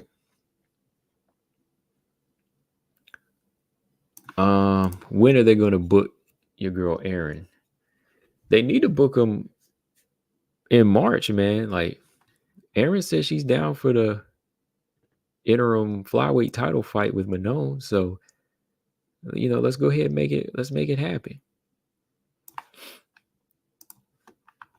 That's cool with me. This right here, right? This is what you're talking about, James, right? When they're gonna book this fight. Yeah, I'm cool with this fight. I say 5-round main event for UFC fight night. Interim flyweight title. Erin says she'll do it for the title. So hey, interim title. That's it. I put my matchmaker's hat on. Easy. And that's what I'm calling. No, the number 3, Manon versus the number 2, Aaron, for UFC Fight Night card for interim flyweight title, of course, making it a 5-round fight because it's a main event. They both won a 5-round fight. Give it to them. I'm cool with that. They're both 6-0 in the UFC. They're both legit. They both could be a threat to Valentino or Grasso. But the question is, who gets the shot first? Let them fight it out. We're going to get a glimpse of who's the better well-rounded fighter here. We know it was Manon, the more of the striker, but she's, worked on her ground game and so on. Aaron, she's the better grappler. Got some good, legit finishes. The question is, also with her, like, can her striking catch up? Can she do some things to disrupt Manon? Like, whose defense is going to be better in this fight? Who's more durable? Who can make who uncomfortable in this fight? Who can apply the pressure, and who can really make the other fighter uncomfortable? That's what I want to know. Like, can Aaron's pressure make Manon feel cagey? Like, will she kind of feel like, I got to throw something to get her off of me, and get off balance, and boom, she takes her down? Or can Manon back Aaron up and hurt her? Because Tyler Santos was hitting Aaron with some bombs, and Aaron made the adjustment in the second and third round, but Aaron wasn't going anywhere. Aaron got hit with some bombs by Tyler, but she wasn't going anywhere. So to me, they're both from the threat list of mine, and I think they are both hardcore. I think it's going to be the fight that they are going to make. They need to make the fight. France versus Jersey, right? France versus New Jersey. New Jersey versus France. Easy, so I know who I'm picking. You ain't picking you riding with Jersey, man. You ain't gonna pick France. You ain't always gotta pick American. No. Oh man. Brian said I could see Manon finishing Aaron, but I could see Aaron finishing Manon. Right. I could see it going to decision either way.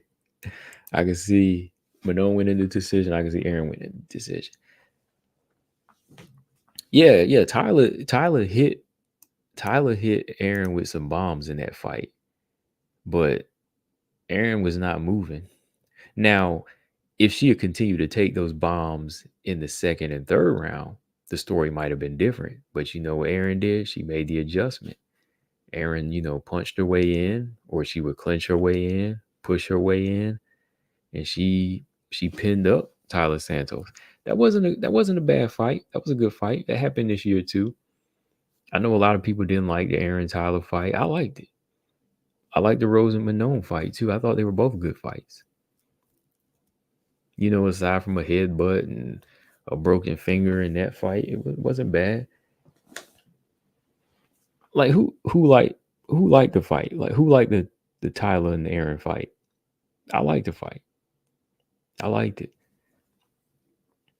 James said he all in his feelings. Ephraim said James all in his feelings. Yeah, it was a good fight, man.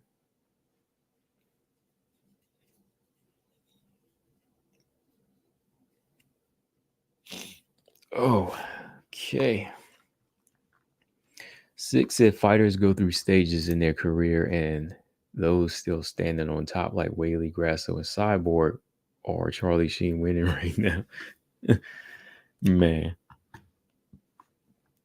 Ugh, Charlie Sheen ain't really one I'd want to be compared to, but I know what you mean. Whaley.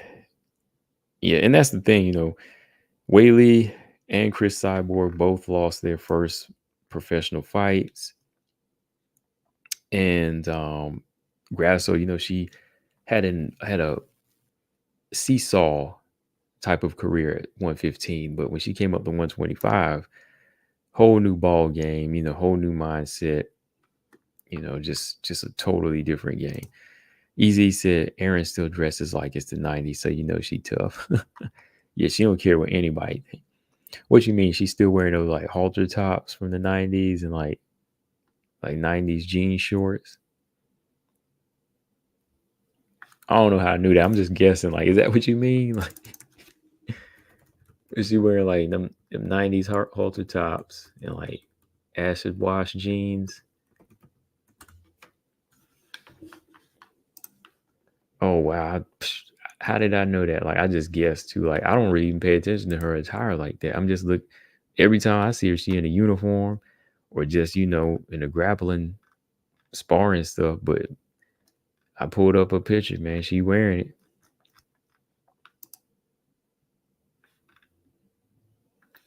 Oh, and again,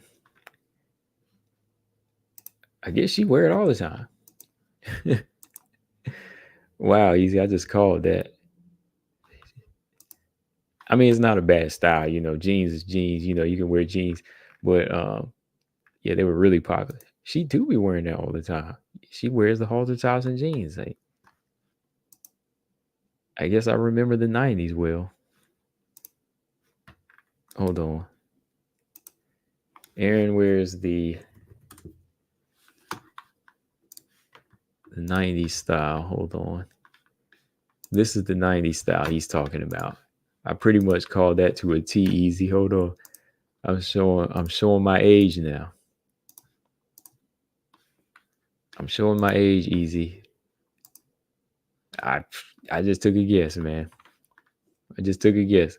Acid wash jeans, jean shorts. 6 said Manon beats Aaron. Marcus says she dressed like a cabbage patch. Oh wow. Cabbage patch. Dang, Marcus. No, it's just a basic look. I mean, at least it ain't, like the crazy stuff today. I'm just saying, but yeah, that's the look. That's the 90s look though. It's not a bad look. I mean, at least it ain't bell bottoms and polyester or leisure suits and all of that.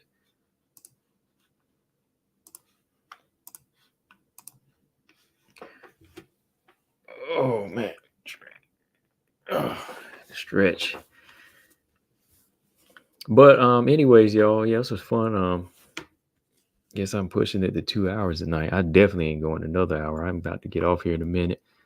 There's still a lot of stuff to talk about because man, we got other fights coming up. I still ain't even talked about Chikag and that situation with Barber. Maverick and Lee are gonna fight. Got a lot of good fights coming up for next year. Oh man, I know my man BJ. He loving this Stoyarenko situation. Stoyarenko, he is on the warpath at flyweight right now. So we'll see. We'll see what Stoyarenko's doing.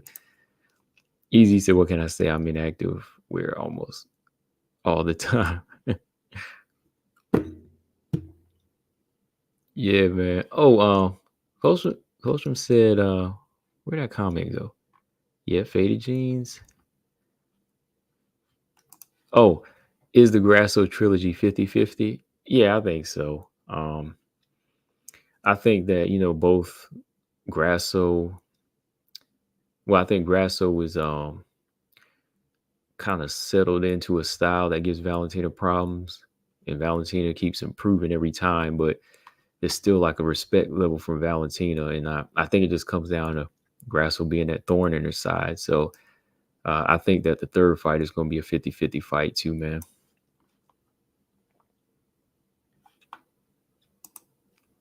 I went in picking Valentina the second time as well.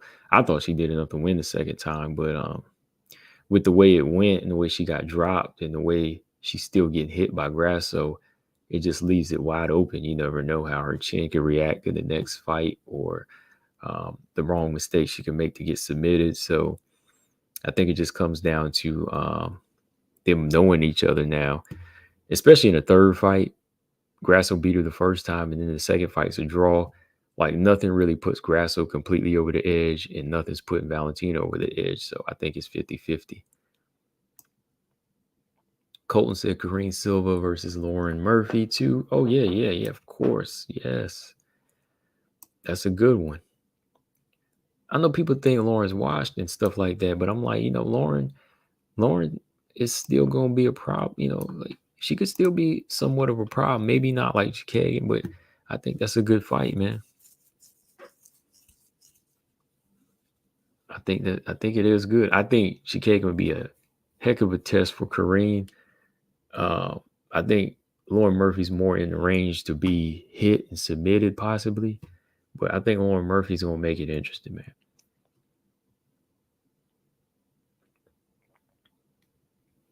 Kareem submits Grasso and Aaron. Ooh. That girl's a finisher. That's all I can say, man. Like, let me see what she does to Lauren Murphy. And then let me see what she does, like, to the loser or the winner. No, the loser of Manon Aaron. Because if she beats Lauren, I think she needs to fight the loser of Aaron and Manon next. That would be a good one. Oh, Natalia versus Manon. Nah, I really wouldn't want to see that fight. Like, style-wise, it would be a stand-up fight, but there would be a lot of movement in that fight. And as a match, I'm putting my matchmaking hat on. I'd rather see Manon fight Kareem Silva, and I'd rather see Natalia fight Aaron. You got to kind of put them styles that kind of complement each other. But like Natalia Manon, yeah, it wouldn't be as entertaining, as the fans want it to be. It could be interesting, but it wouldn't be like where somebody's forcing the fight or pressuring to fight a lot, I think. Ephraim said, moving forward after their current matches, I want these flyweights to fight their worst style matchups. Yeah, I agree with that. Like, I want to see somebody fighting, like, somebody that's not tailor-made, but somebody that's going to make them fight.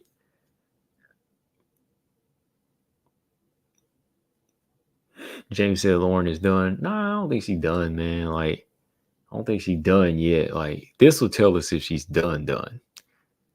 Like, y'all got to remember, like, Lauren hadn't been finished but one time in a long time. Like, Valentina was the first person to finish her in a long time. Like, Lauren is not like on this 4 or 5 fight losing streak. I don't think she's done, man.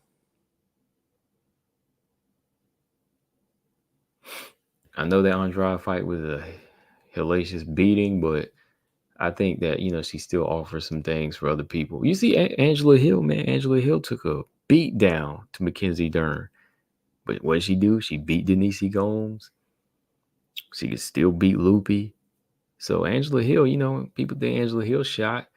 She took a crazy beating from Mackenzie Dern. I mean, Mackenzie Dern beat her face, warped her face a little bit, but she's still here, So I think Lauren Murphy hasn't racked up as many losses as Angela Hill. Only been finished in the Valentina fight. So, this fight with Kareem still has it still has to be proven first. It's got to be proven.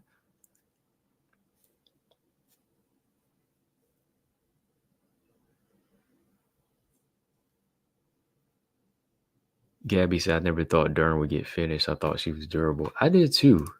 I really did too. Like, I thought she was durable too. Like, I thought she would have been like taking girls down more, like if she got hit, but she was getting rocked in that fight.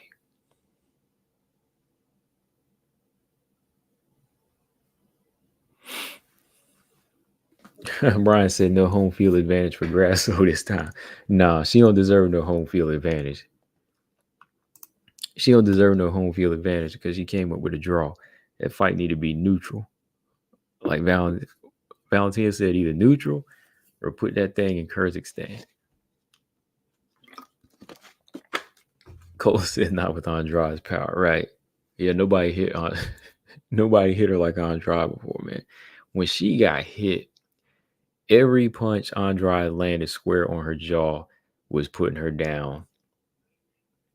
From round 1 on to round 2, I was like, oh man, this is terrible. She was rolling. She was falling. Her chin was wide open. Andrade was having fun. Andrade was feasting that night. You hear me? Andrade was feasting that night because Andrade said, finally gave me a style that plays into my style. Todd Johnson, what's up? He said, phenomenal as always. Appreciate you, man. It's good to be back after, 2 weeks away. Glad you back in the building, Todd.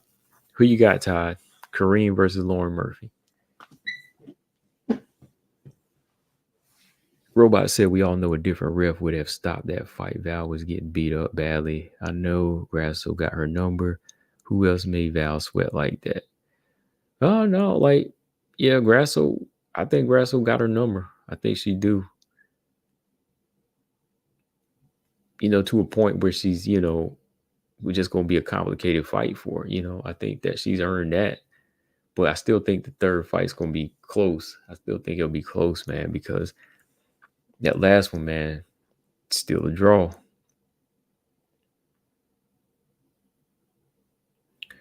Todd said no one beat Suarez. No one can beat Suarez. Brian said never forget Andrade fought Whaley in China. That was some BS. But Andrade is a true fighter. Yeah. Yeah, she did. She sure did.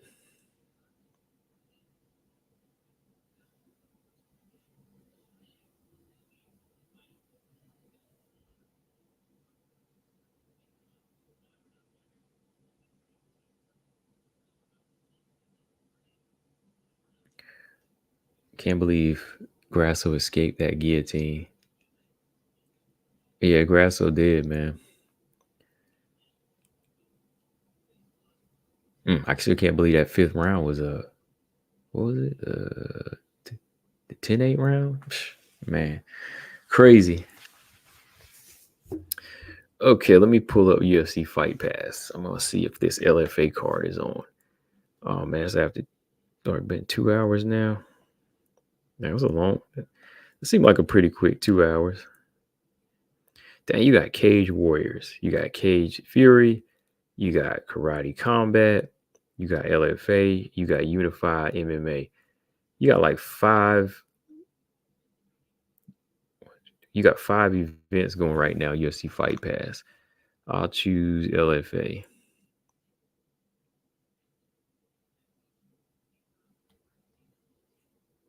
Cage Warriors. I always be getting mixed up. Cage Warriors is Cage Fury. No, Cage Warriors is different than Cage Fury. Is that Angela Hill? Yeah, Angela Hill's commentating at Cage Warriors. Let me see who's in this Cage Warriors card. Hold on. Cage Warriors 165. Who we got as far as the women fighting? Oh, they ain't got no women fighting on Cage Warriors card. What about Cage Fury 128? I used to cover some of these fights sometimes, man. I gotta go back to watching some of these things. I just ain't had time, man. Like I had time to watch these cards like I used to. No women on this one either. So it is LFA 173. Oh, yeah, that one girl that fought Fatima Klein is fighting for the belt in LFA. Yeah, because they're the co-main event.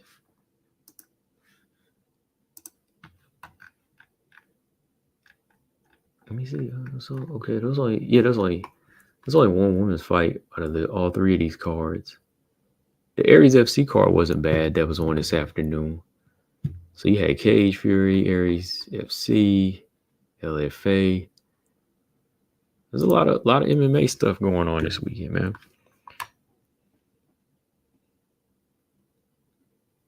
Colton said Lipski looked way bigger than O'Neal at the stare down. Yeah, she was definitely taller.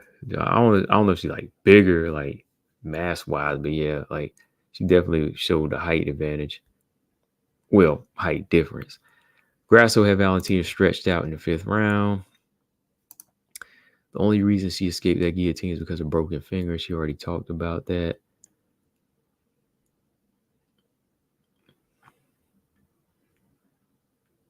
Easy said if they fight in Mexico, Val should not show up. He said Valentina should just not show up. If Grasso doesn't beat her, the judges will. And I'm telling you, man, the judges, they're going to be stomping Valentina out. That's basically what they're going to be doing, man. Like, the judges, man, as soon as they come to Mexico, they're going to stomp Valentina out. You know, figuratively speaking, but that's basically what it is, man. Like, she ain't got no chance. They're going to hold her down and stomp her out. And Grasso going to sit there shining her belt. No, man. It do need to be, like, neutral this time, but I think Dana's going to do it. I think Dana's going to do it again, though. I think he's going to do it in Mexico again because he was bragging about them numbers. So Valentina just got to be prepared to finish. Dang, he said Valentina was Zach Morris. Saved by the bell. AC Slater was whooping that tail.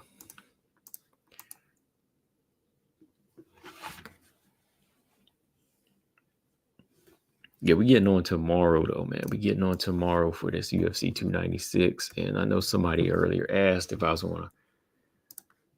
I'm going to be on for the whole card, man, because I think we got finishes, man. You know what? I'm going for Patty over Tony. Who do y'all got, man? I'm going for Tony. Sound like an idiot right now, man. Like, who do y'all got? Tony or Patty? Tony Ferguson, man, he was sound like an idiot this time, man. I'm sorry. Like, just fight, man. Like, you too old to be trying to talk this trash now, man. Like, and you got a lot of stuff going on, man. Like, a lot of damage. You just need to be coming there trying to get the W back and get some dignity back, man. But nobody really want to hear his trash talk. He done got submitted by Bobby Green, So my thing is, just come in there and do what you do. Stop all that fake trash talk. I think I'm gonna go with Patty though, man. I'm gonna go with Patty, man. Like, even if it was just like a pick, like even if I didn't hear the trash talk, I'm gonna go with Patty. I'm just going with Patty because I think right now where he is, I'm going with Patty. Okay, Paulo Colton's got Patty. Y'all got Patty. Yeah, he is the walking dead, man. I hate to see him doing this to himself. Talking a bunch of crap that don't, nobody want to hear anymore. Just fight. Yeah, man. He a ceramic. He a little when he one of them little ceramic dolls right now. He an antique. Patty about to crush him. So I said I love Patty. He gets no respect. Everyone said Patty worst strategy training with Goggins for at a 3-round fight when conditioning was never his issue. Right. Tony was always sounds crazy. I thought some of the things he said in his interviews was shockingly profound. No. Tony has just joined the Olympics for breakdancing at this point. Yeah. So I'm definitely gonna call this card because I think again, like the last one I called UFC 295, I think they're gonna end in finishes. We got some good fights. Oh, I think I'm gonna go with Mitchell. I'm gonna go with Bryce Mitchell over Josh Emmett. Who y'all got? Any upset feelings for any fights? I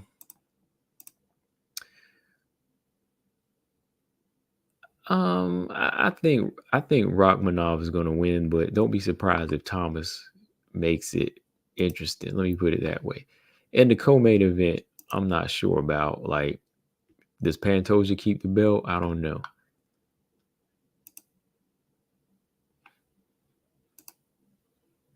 Yeah, that Bryce Mitchell and Josh Emmett. I know that fight's gonna have some blood. Yeah, Shock, Rachmanov, Wonder Boy. That's a good fight. Yeah, Thug Nasty probably gonna wrestle the crap out of him, man. Pantoja and Brandon. I'm going with Leon though, but on that fight, might give Pantoja the edge, but we'll see.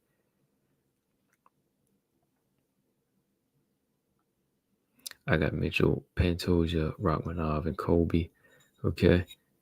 I got everybody you got except for Edwards.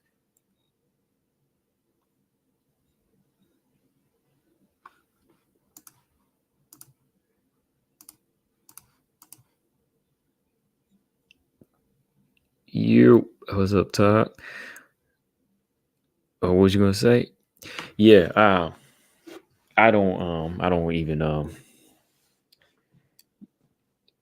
Pan told you if it's gonna be a fight of the night. Oh no, it is, man. It's gonna be crazy. That's why I'm like, I don't see this being like someone. It's gonna be crazy. I think 296 is gonna end in finishes. The main event might not. I think the main event might actually kind of be the one to go like the distance, but I think we're gonna get some finishes. I think Bryce Mitchell will probably get a finish over Emmett. Rachmanov possibly might finish Wonder Boy. Um, Pantoja fight, Royval. I got finished on those fights. Wonder Boy's Kimpo is legit. Yeah. He's a legit dude. That's what I'm saying. Like he's gonna bring like a test to Rachmanov. If Rachmanov gets by that, then hey, we go into the next step. Like you'll know, Shavkat is gonna know he's been in a fight. I know that much. Okay, we'll know he's been in a fight. He'll know he's been in a fight. We'll know he's been in a fight with Wonder Boy. Kobe versus Leon is gonna be fight of the night. It's gonna be a good fight. I think this card is gonna have a lot of finishes. And I'm calling it. I'm gonna be calling this card, y'all. So y'all tune in tomorrow, Todd, 6. Easy. Pull it up. I don't know what I'm gonna eat for dinner tomorrow. Maybe get some tacos or something. I had tacos the other Saturday. It's my cheat day, y'all. I don't eat out anymore during the week, so I gotta do a cheat day. Saturday is my cheat day.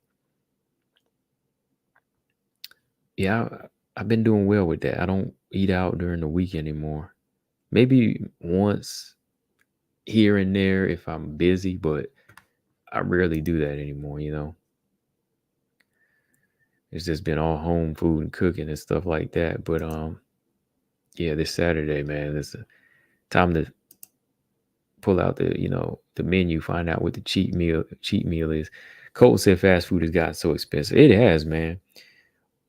Like I don't really like McDonald's like that, but when I go there, a burger meal from McDonald's now is like $9 or $10. I remember back in the day that thing used to be $4 or $3. So I don't really do it too much anymore.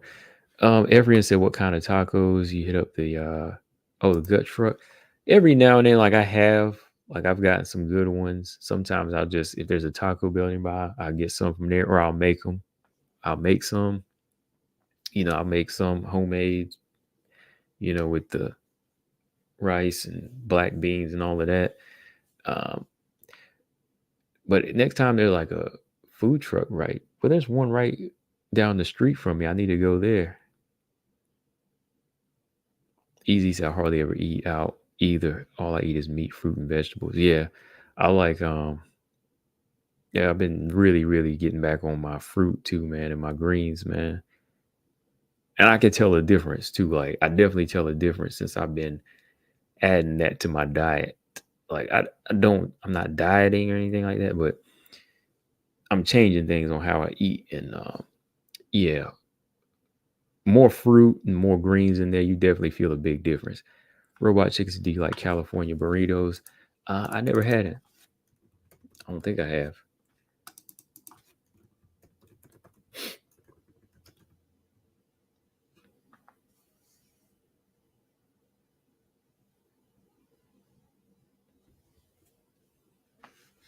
I have a place called Burrito Shack. Well, let me look that up. Let me see. California burritos. Okay, there's a okay, California burritos. This place is like 30 minutes from me. It's only like 40 minutes from me. Yeah, I haven't had one. Maybe I'll drive out there one day and try. I'll try it. There's a burrito shack that I wanted to try tomorrow. I'm gonna try, but I might try this. Who knows? Yeah, this place is about 30 minutes from me. It'd be good. Oh yeah. They're all 30 minutes from me. There's like 3 locations, 30, 40 minutes away. Any recommendations from there? Like from the menu, robot? Todd said Suarez can fight. Yeah. Easy said it's definitely easy to maintain your ideal weight when you're eating what's nature made. Yeah, that's true. Yeah, man. Like that opens my eyes up, man. Like a lot of the natural foods and stuff now, you see how it really filters sugar out of your body and how it maintains blood pressure and all that.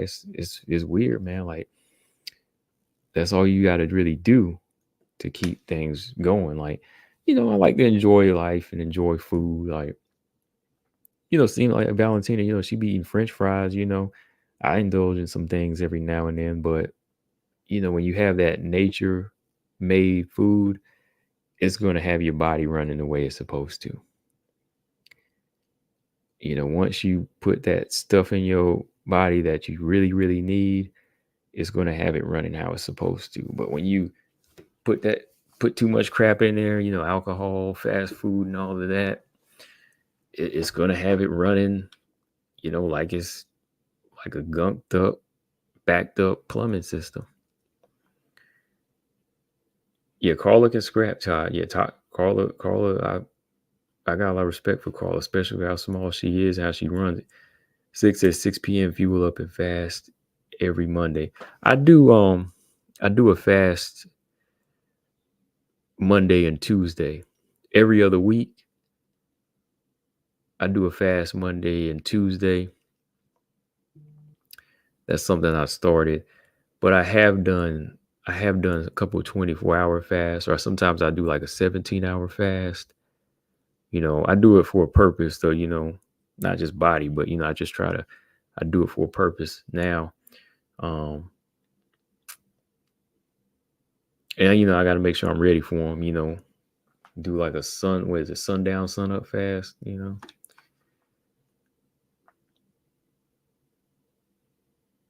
Ephraim said, when I can manage to eat non-processed for a few days, my body's like, oh, finally, I know what this is. Right.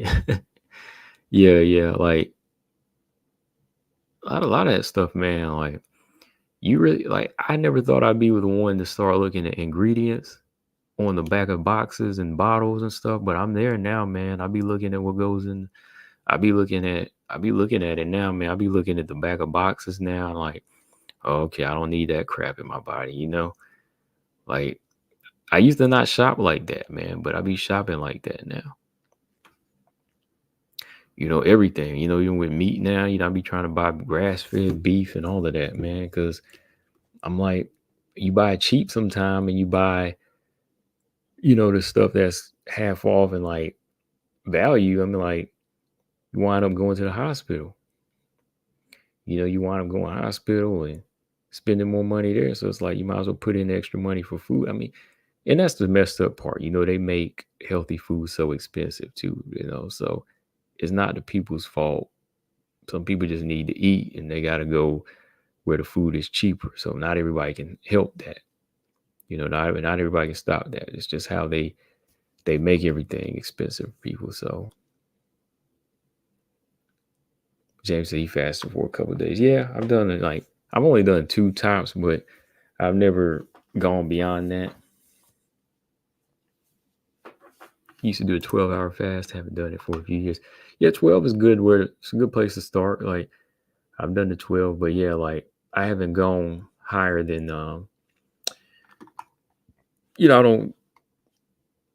I haven't gone any faster than that.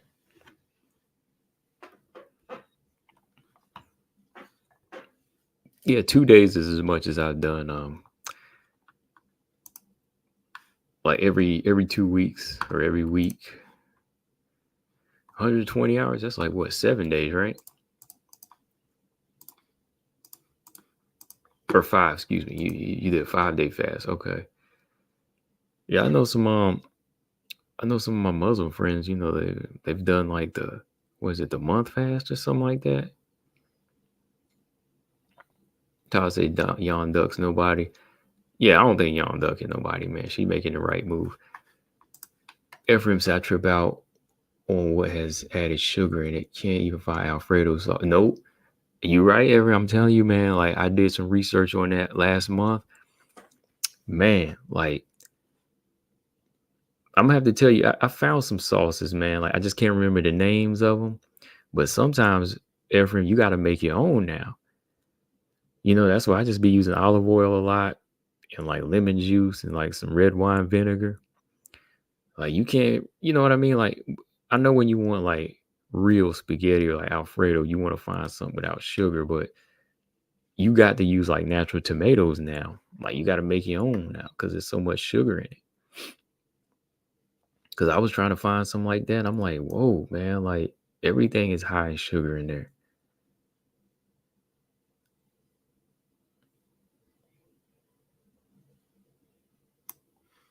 Yeah, I think fasting is kind of hard when you first think about thinking like, oh, you need the food, but after a while, it it it comes easier. Yeah, Robot said it's great for spirituality. Yeah, spiritual. Yeah, that's the reasons why I do it. That's the reason why I do it. Like for me, like I don't be telling people about it, but yeah, like since we were on this subject about it, like that's the reason why I do it is because to get closer to God for me. And it helps stop other bad habits too. Just for some of y'all that want to know, like fasting helps cut cravings and other desires that could be considered bad for you. Cutting out certain foods can help you. It helps you kind of discipline and self control against other things too. Like alcohol, um, all of that. I'm getting that too. Women, you know what I mean? Like dating and stuff like that, doing all of that crazy stuff, the fast life, it does that. Fasting kind of helps getting you closer like that. Easy said the way I eat, I really don't have to fast. I've never been able to maintain muscle if I did. Oh, okay, I got you. Yeah, fasting, I don't think it's really for everybody. You know, um, there's definitely benefits to it, and there's definitely a reward for doing it, I think, for the right reasons. More and more I just read the word now and been getting into that. Um, there's definitely a plus to it, but I don't think, if some people can't make it work for them, I don't think it's like a hit against them. Yeah, you definitely have to eat. Yeah, because I run too, and I get hungry sometimes, so I have to. When you got that metabolism going and that adrenaline going, like I gotta eat, to replace carbs and stuff sometimes. So I don't do it a lot during them periods when I'm running. Keto helps a lot with your gut and your focus. Okay. Brian said I've done keto a few times. I really liked it. But from what I read, it's not good to do it long term. Okay. James said you can do it long term. Okay. Yeah, it's tougher to fast if you work out. Like I said, when you run too a lot of miles. Yeah, it's harder. Like I have to find the days when I'm off training. Yeah, yeah, smoking. Yeah, fasting helps you quit smoking. Drinking, all of that. Toxic stuff for you.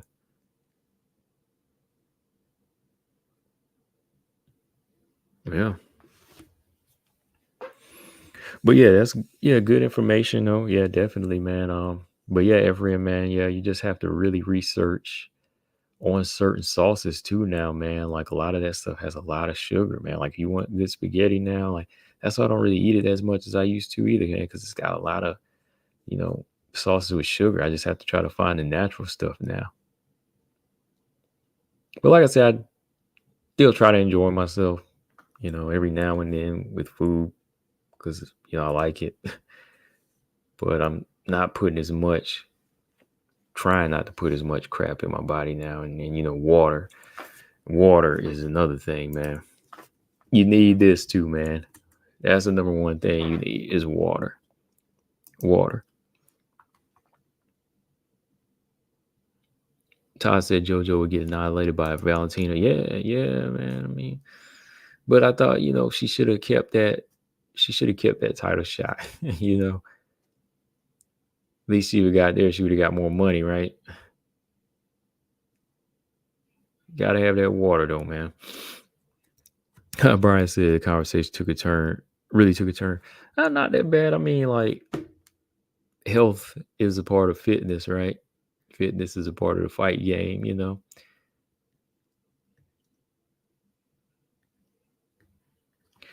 We don't at least we ain't talking about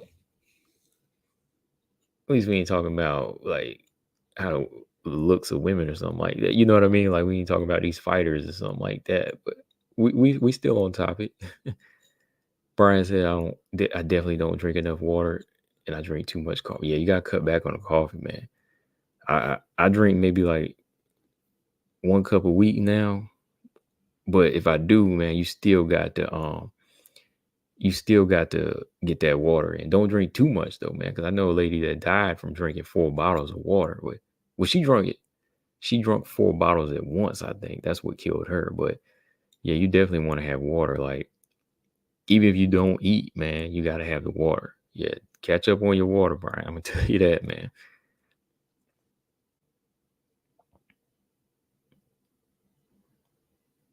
Yeah, you gotta get that water in, man. Because even my job, man, like I keep a bottle next to me. Keep that bottle next to you, man. Keep you hydrated. Easy say never been a coffee guy, but I love tea. Yeah, I drink tea every night though. I definitely drink tea. Oh, you said yeah, it was awesome turn. Okay, yeah. Yeah, tea I drink every night though. I drink that every night for bed. I drink like the probiotic tea for bed. I know you were talking about gut health 6 and probiotic tea. I drink that. Sometimes I drink green tea. Sometimes peppermint. Sometimes black. I try to, you know, get in those different teas every night. But yeah, if you're gonna drink, yeah, Brandon Reed says you drink coffee every morning. Yeah, but if you're gonna drink, yeah, like that, yeah, Brian, if you do drink coffee, you got to make sure you got a balance of water too, man. I cut back on soda though, man. Shoot, cut it back down to like once a week because I still like it. I just don't want to indulge in it. Yeah, I agree with you, James. Yeah, that is, man. This right here is true. 3 meals a day is that's propaganda, man. It is, man. It's just a marketing thing. You really don't need 3 meals a day.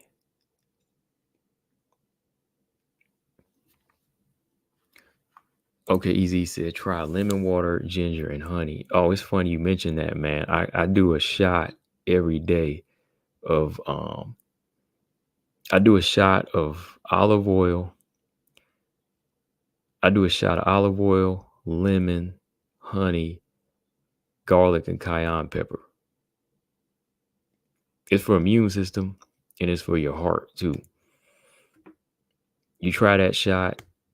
I got it. I got the information from one of these YouTube doctor channels, and I mean, all of that stuff is good for you. Yeah, 1 to 2 meals is good. Yeah, 3 is too much, man. Like I might do 3 if I'm running because I'll burn it off, but bro, I can't do 3 meals a day like that. Like I did one today, some oatmeal. I did some oatmeal today. Now I'm gonna eat dinner and that's it.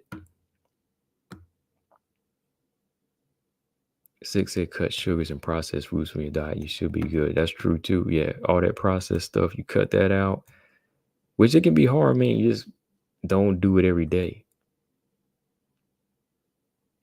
Everyone said never honey my food. Yeah, that's next level right there. Like I ain't gone to that yet.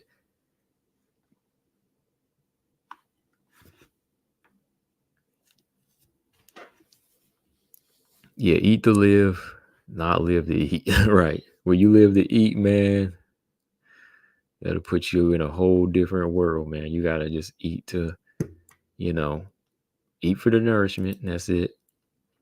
Not for pleasure. 2 days and some days one, but that's just based off the schedule. Okay. Yeah, food industry, yeah, it's all money, man. Like processed stuff, you get sick, you go to the hospital, you put more money into the hospitals, and then you go back to eating crap again and so on, Okay, Easy said usually do 2 meals before and after. Yeah, yeah, that's about right. Like that's about what I do.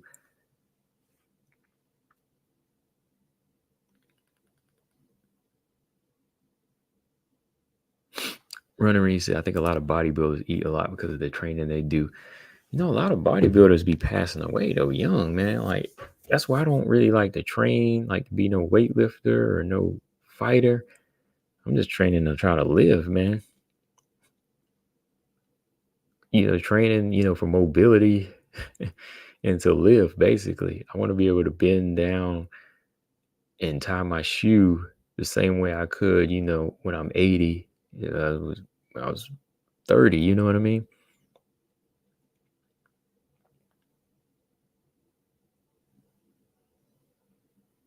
He said bodybuilders eat steroids.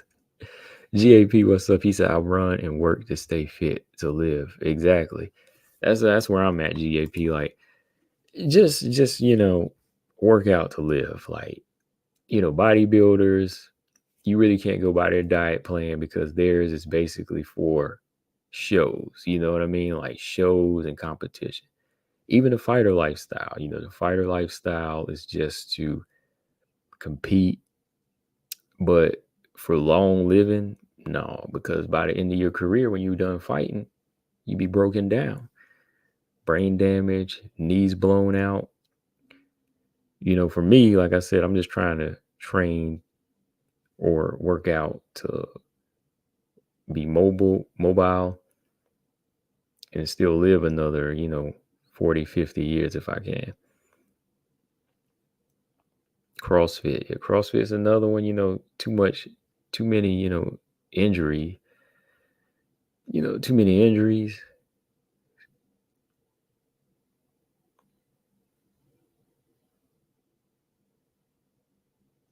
Some people live on fruits and vegetables, they perfectly fine and thrive. And yeah, you can. Some of that same stuff you can get off of meat, you can get straight from the fruits and vegetables, man. Just like when you look at oranges, how oranges just has enough sugar for the body and it's not oversaturated with sugar like actual orange juice. Oranges like have just enough for your body. GAP, that's where I'm at. That's what I'm talking about. GAP said, I don't ever want to be that person who gets gassed from walking up a flight of stairs. Right. Same here. Like, I don't want to have my heart beating fast from walking up 2 flights of stairs or 3 flights, even when I'm like 70, like I want to be able to bend down, like I said, and not have a struggle getting back to my feet. Brian said he does alkaline water though. I feel the difference, especially since I drink so much coffee. Like, what's the difference do you feel in alkaline water? I haven't really drank that. I drank that smart water a few times, but like, and I just drink like spring water and stuff like that. But what does the alkaline water do for you? Like, do you feel like lighter, or is it lighter on your body? Like, how do you feel when you drink it? Do you feel like less sluggish?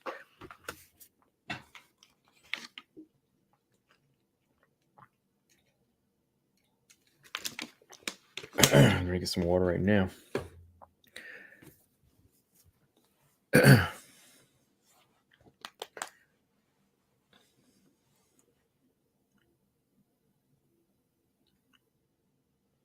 If you live just to stay in shape and active, cool, but bodybuilding lifestyle is not healthy at all. Exactly. It is not, man. Lifting, just to stay active and be able to, do some resistance, for your body, that's fine. But yeah, bodybuilding lifestyle is not. James said, Dr. Sib. Oh yeah, yeah. I got one of his books. I got one of his books on how to cure arthritis. I haven't really read into much yet, but I'm gonna start reading it. Yeah, Dr. Sibi, yeah. I know who that is. Yeah, a couple months ago, yeah, I bought this book about how you can cure arthritis naturally. Because he has a lot of stuff, how to cure a lot of STDs naturally and all of that. Like, never had any of that, but I'm just saying, like, he actually shows people how to cure a lot of stuff that, doctors give you prescriptions for, So, yeah, like a lot of that stuff is eye opening, man. Brian said I drink a lot of coffee, so I get heartburn at times. Alkaline reduces the acid. Okay, got you.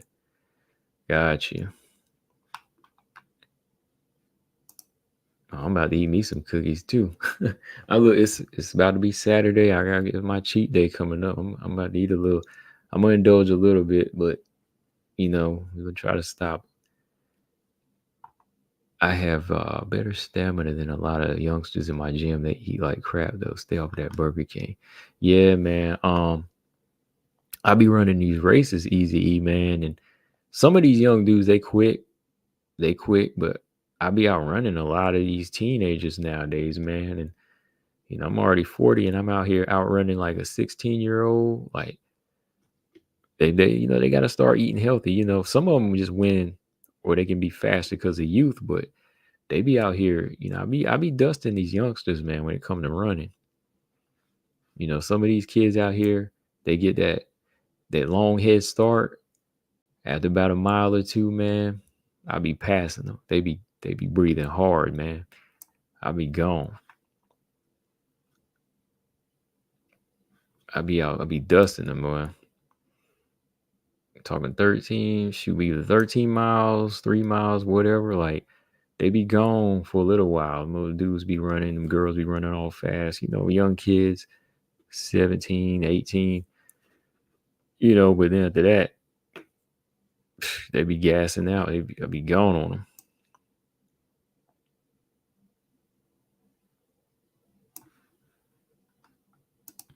He said, be like, I don't laugh at them, but I just be passing them in a way to let them know, like, hey, I'm in front of you. You know what I mean? Like, I just be like cutting in front, and then I be like zigzagging and slowing down, then I'll speed back up. But then there's them dudes that really train, like them dudes that be really 16-year-old dudes. They are in tip top shape. You ain't catching them. They be gone. I mean, they be running like 3 miles in like 10 minutes, 9 minutes. I don't think I'll ever get back down to that. Like, I'm not training for that. But like, yeah, these young dudes that be on like track teams, I ain't catching them.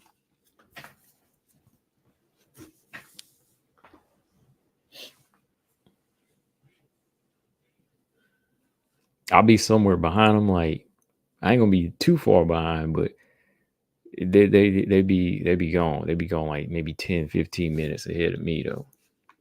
Which they should be.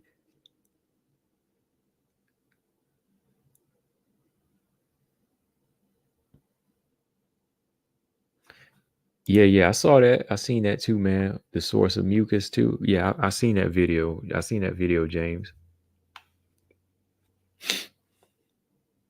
Yeah, that's a lot of he got a lot of good information too before he had passed too, man.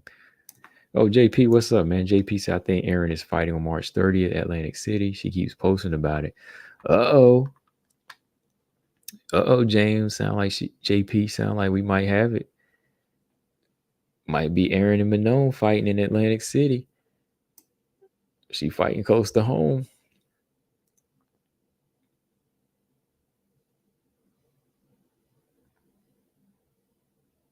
Yeah, he has some natural ways of curing cancer too. Natural ways of curing cancer, disease, a lot of diseases. He talked about like, that HPV, herpes, all of that stuff.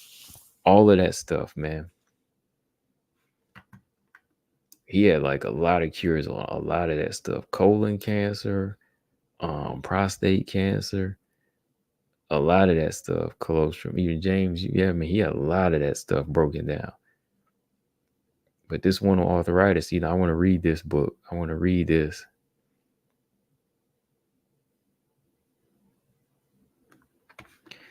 GAP says that's how I am. I'm not a sprinter, so you'll beat me off at the start. But if you can't train for the long run, I'm definitely catching up. Yeah, that's how I be, man. I be gone, man. Like, I don't really sprint like that. Like I said, I ain't got the legs for that. I don't feel like doing that, sprint. But I'll catch up with you.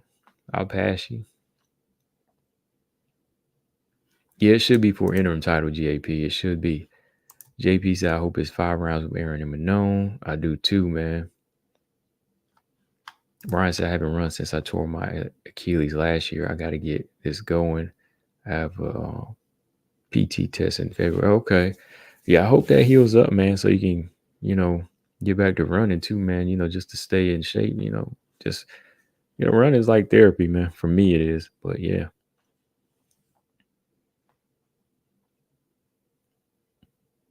Yeah, I remember a little while back, Brian, you was riding around a little wheelchair, right? You had the little hovercraft going around.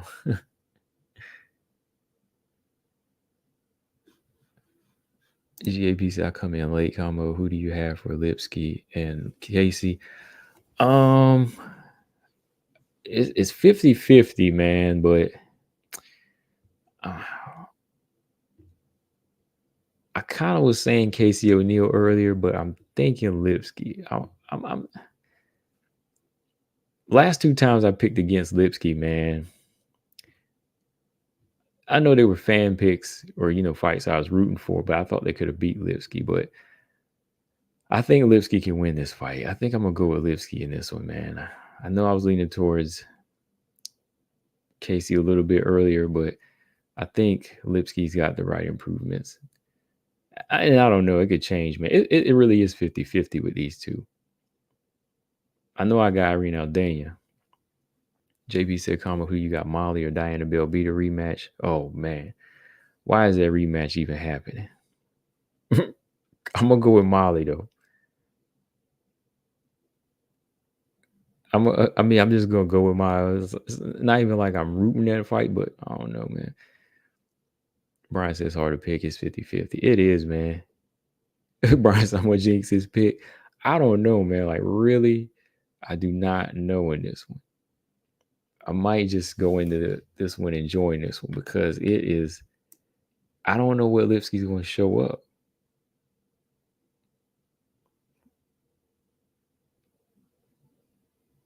Or the Lipski, if Lipski shows up like she has in the past, like can Lipski do what she does though? Like can she do it to Casey O'Neill? Whaley would say your division doesn't matter. Welcome to Hong Kong. You see Bruce Lee in face.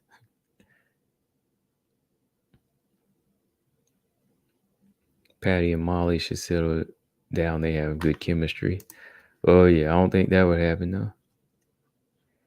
Shout out to all of you for the realest and coolest group of fight fans to chop it up.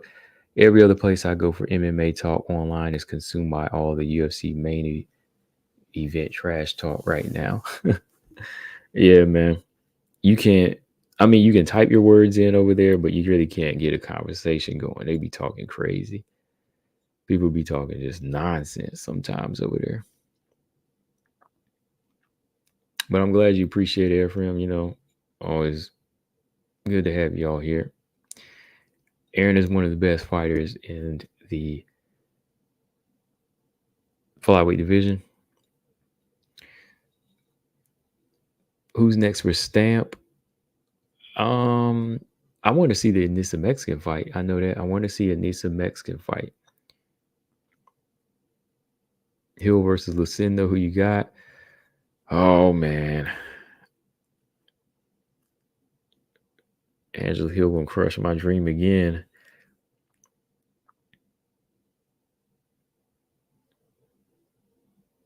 I don't know. I'm gonna still say Elasmin Lucindo.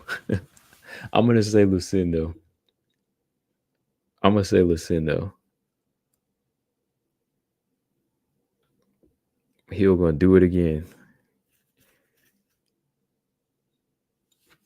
I would not put money on it, but I'd want her to win that fight. Eduardo Mora versus Carolina in the works. Eduardo Mora wanted Diana Belbita too, right? But they gave Diana Belbita the rematch of Molly. Oh, okay.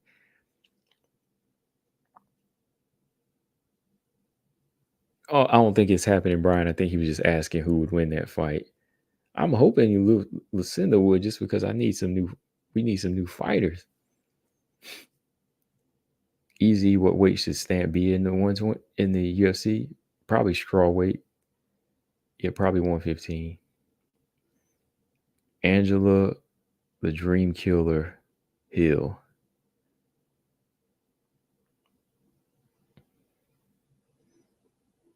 Angela Hill basically said, "Get your pick out of here. You ain't your pick ain't beating me today." She be rejecting that shot every time I come up with a shot. She be knocking that thing down, man. With Loopy, Gomes.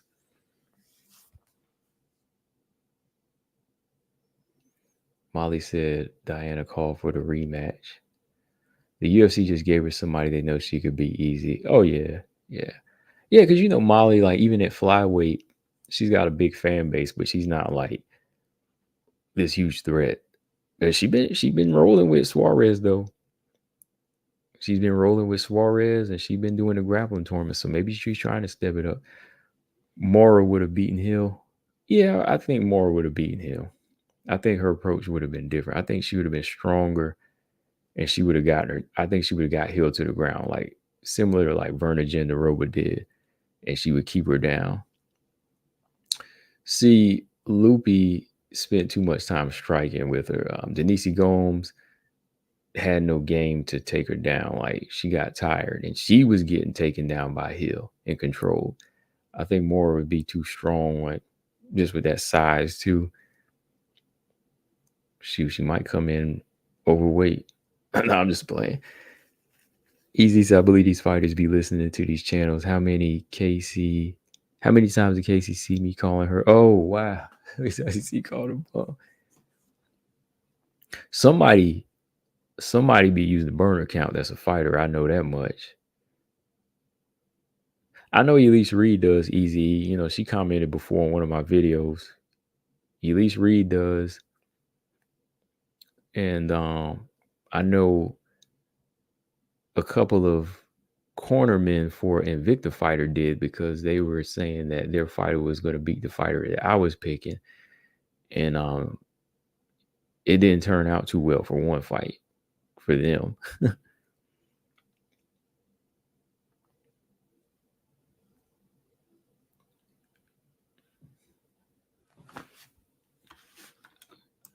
But you know who I'm talking about, Easy. I'm about to show you right now.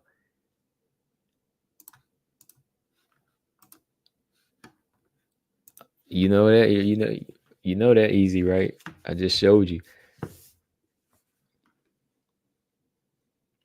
Now Colostrum saying something. Look at Colostrum. He want her to see something like that. Listen to that. He said, at least Reed need to. Oh, come on. It ain't time to retire yet. JP said, it's 4 a.m. here, and I'm tired and can't type. Yeah, it's 11:30 here. So we still good. I'm still good for another few hours. Dang, I said I was going to get off here at the 3-hour mark, but y'all over here talking today. Colostrum said Denise Gomes was too small and Loopy turned into a striker. Yeah, she turned into a striker. Yeah, they didn't want to do it. Brian said, no, not Manon. Not Manon. Easy said, I hope that picture corrupt. Oh, man, don't say that, man. I hope it corrupt my hard drive. It's staying right here. I mean, it's a good shot, too. I'm just saying it's a good shot. Like, there's some good shots in MMA. Like there's been some really good shots as of lately. There's one I got of who's that eating that jab to the face? Was it Andrade? Somebody was eating the jabs. Good shot.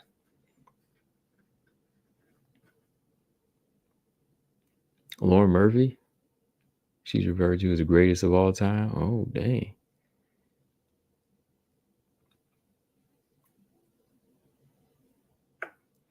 Ever since I'm convinced Hill ain't good, but if you ask me how you beat her at this point, I have no idea. She stays beating girls I think are gonna start her. Right. Yeah, like Hill has not gotten anywhere close to the title, but she's still beating enough girls just to stay afloat. She's that much of a test, yo. Dang, Brian said. Come on, Brian. GAP said Dern. Hold on.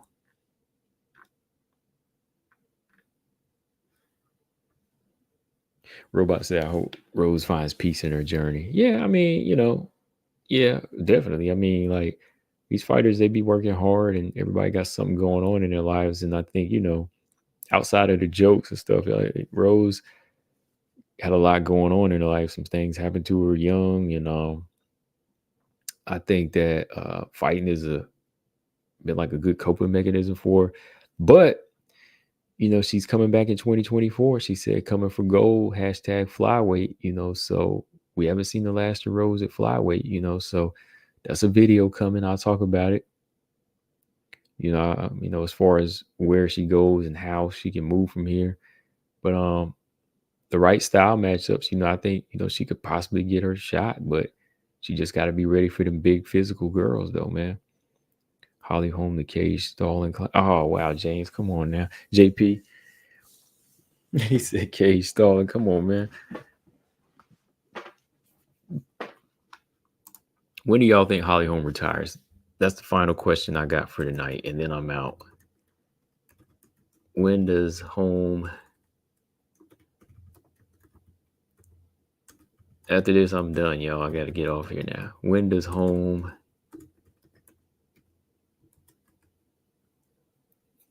What year does she retire? 6 said, what's next for Tracy Cortez? I don't know, man. Everybody is pretty much taken. She might have to fight down. Maybe Tracy Cortez and JJ Aldridge. Tracy Cortez and Marina Moreau.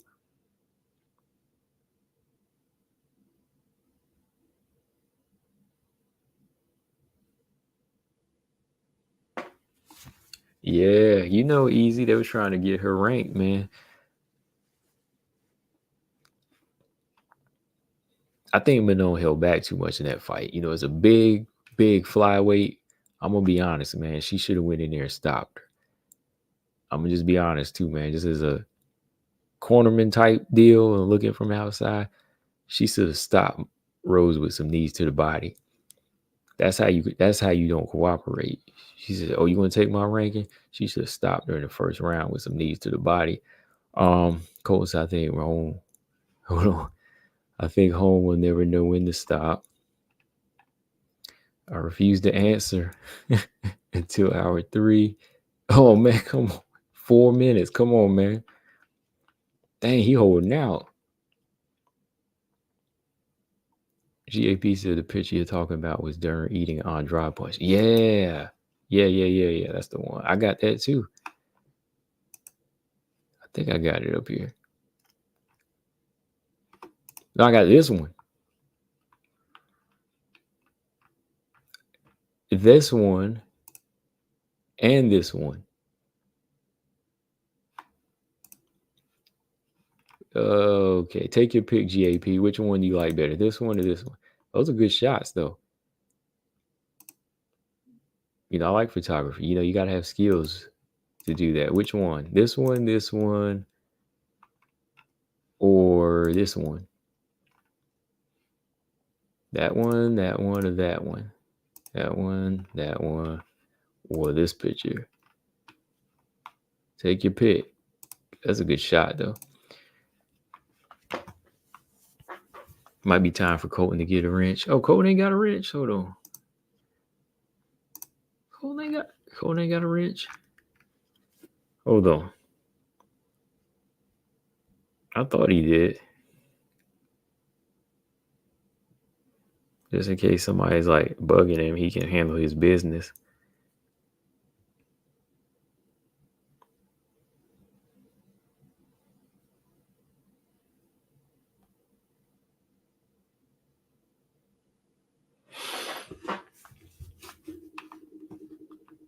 Yeah, this is it's actually the other picture, GAP, but yeah, this one is a good one too. I put them both up here. I forgot. Ryan said he's not answering for another few minutes.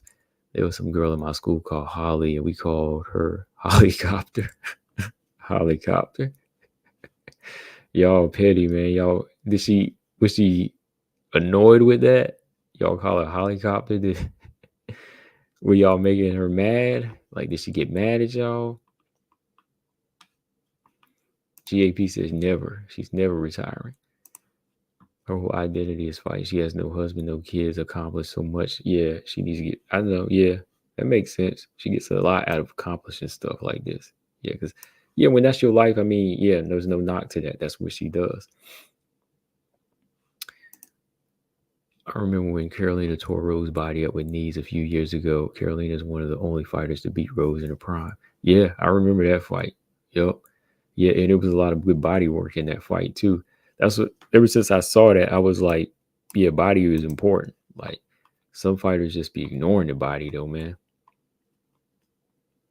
They be ignoring the body work. That's what I'm saying. Like, come on.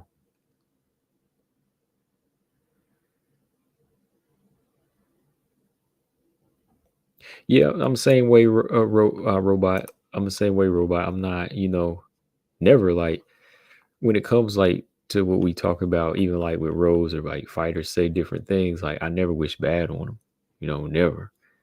Like, they say some things to annoy me, just like any person. And I call BS and I tell the truth about things, but it's never me wishing ill will on a person. Like, Whaley ain't perfect. You know what I mean? Like, I felt like whenever she said the crowd bugged her, I said, hey, just suck it up and go do it. But, like some things even Rose was saying with Manon, I thought like she was kind of reaching with that. She tried to say Manon was being a bad sport or something, like she didn't want to shake her hand, but I thought Manon did shake her hand. Like, I've always thought she was a respectful fighter. So just little things like that. Like, I'm just saying, like, when they put it out there, I'll give my thoughts and say, oh, it was like this. But yeah, I definitely don't hate anybody like that. And I still tune into their fights. I'm still tuning in because they still are good, good at what they do, and they're martial artists. So, dang, man, that punch is vicious though, man. It almost looks like Mackenzie Dern bit her tongue. You see that? Don't it look like she almost bit her tongue, man? Like when Andrade landed this punch, look, Mackenzie Dern looks like she bit her tongue. Okay, Brian, answer the question. What year does Holly Holm retire?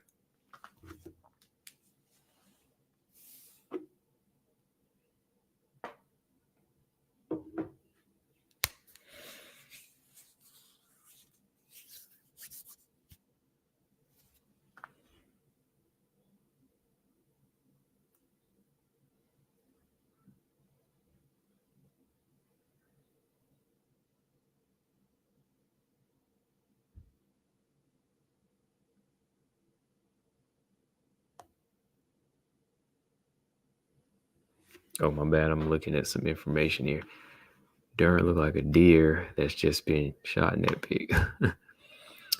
Has a fighter ever bit their tongue and lost it? Ooh, yeah. Dang, man, there was a fight before. I can't remember. Like, it wasn't UFC or anything. It was more like local. There was a guy who bit like part of his tongue, and yeah, part of it came out. I can't remember if it was boxing or what. Like, with the mouthpiece out. It was either like a street fight or MMA fight I seen. Dude lost part of his tongue. Yeah. I know a dude's ear almost got knocked off.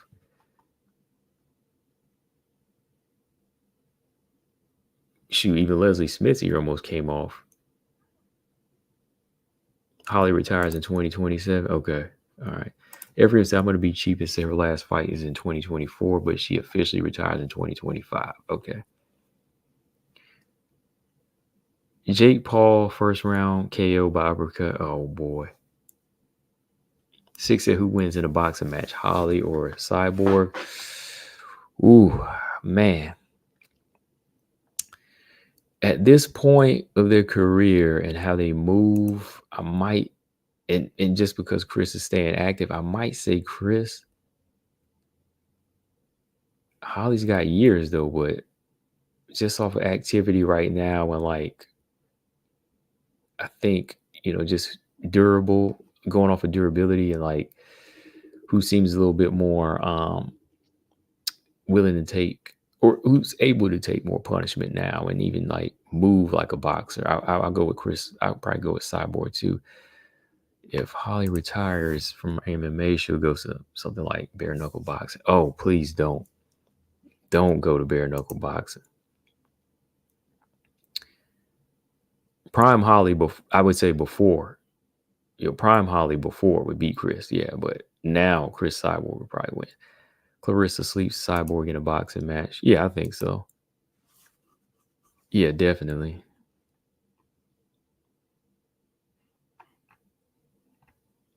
Savannah Marshall would probably sleep Chris Cyborg in a boxing match right now. Yeah, Holly would not do. Yeah, Holly wouldn't do bare knuckle boxing though. Like she's competitive, but not to the point to that level, because I don't think the money and the money and the reputation would just be different.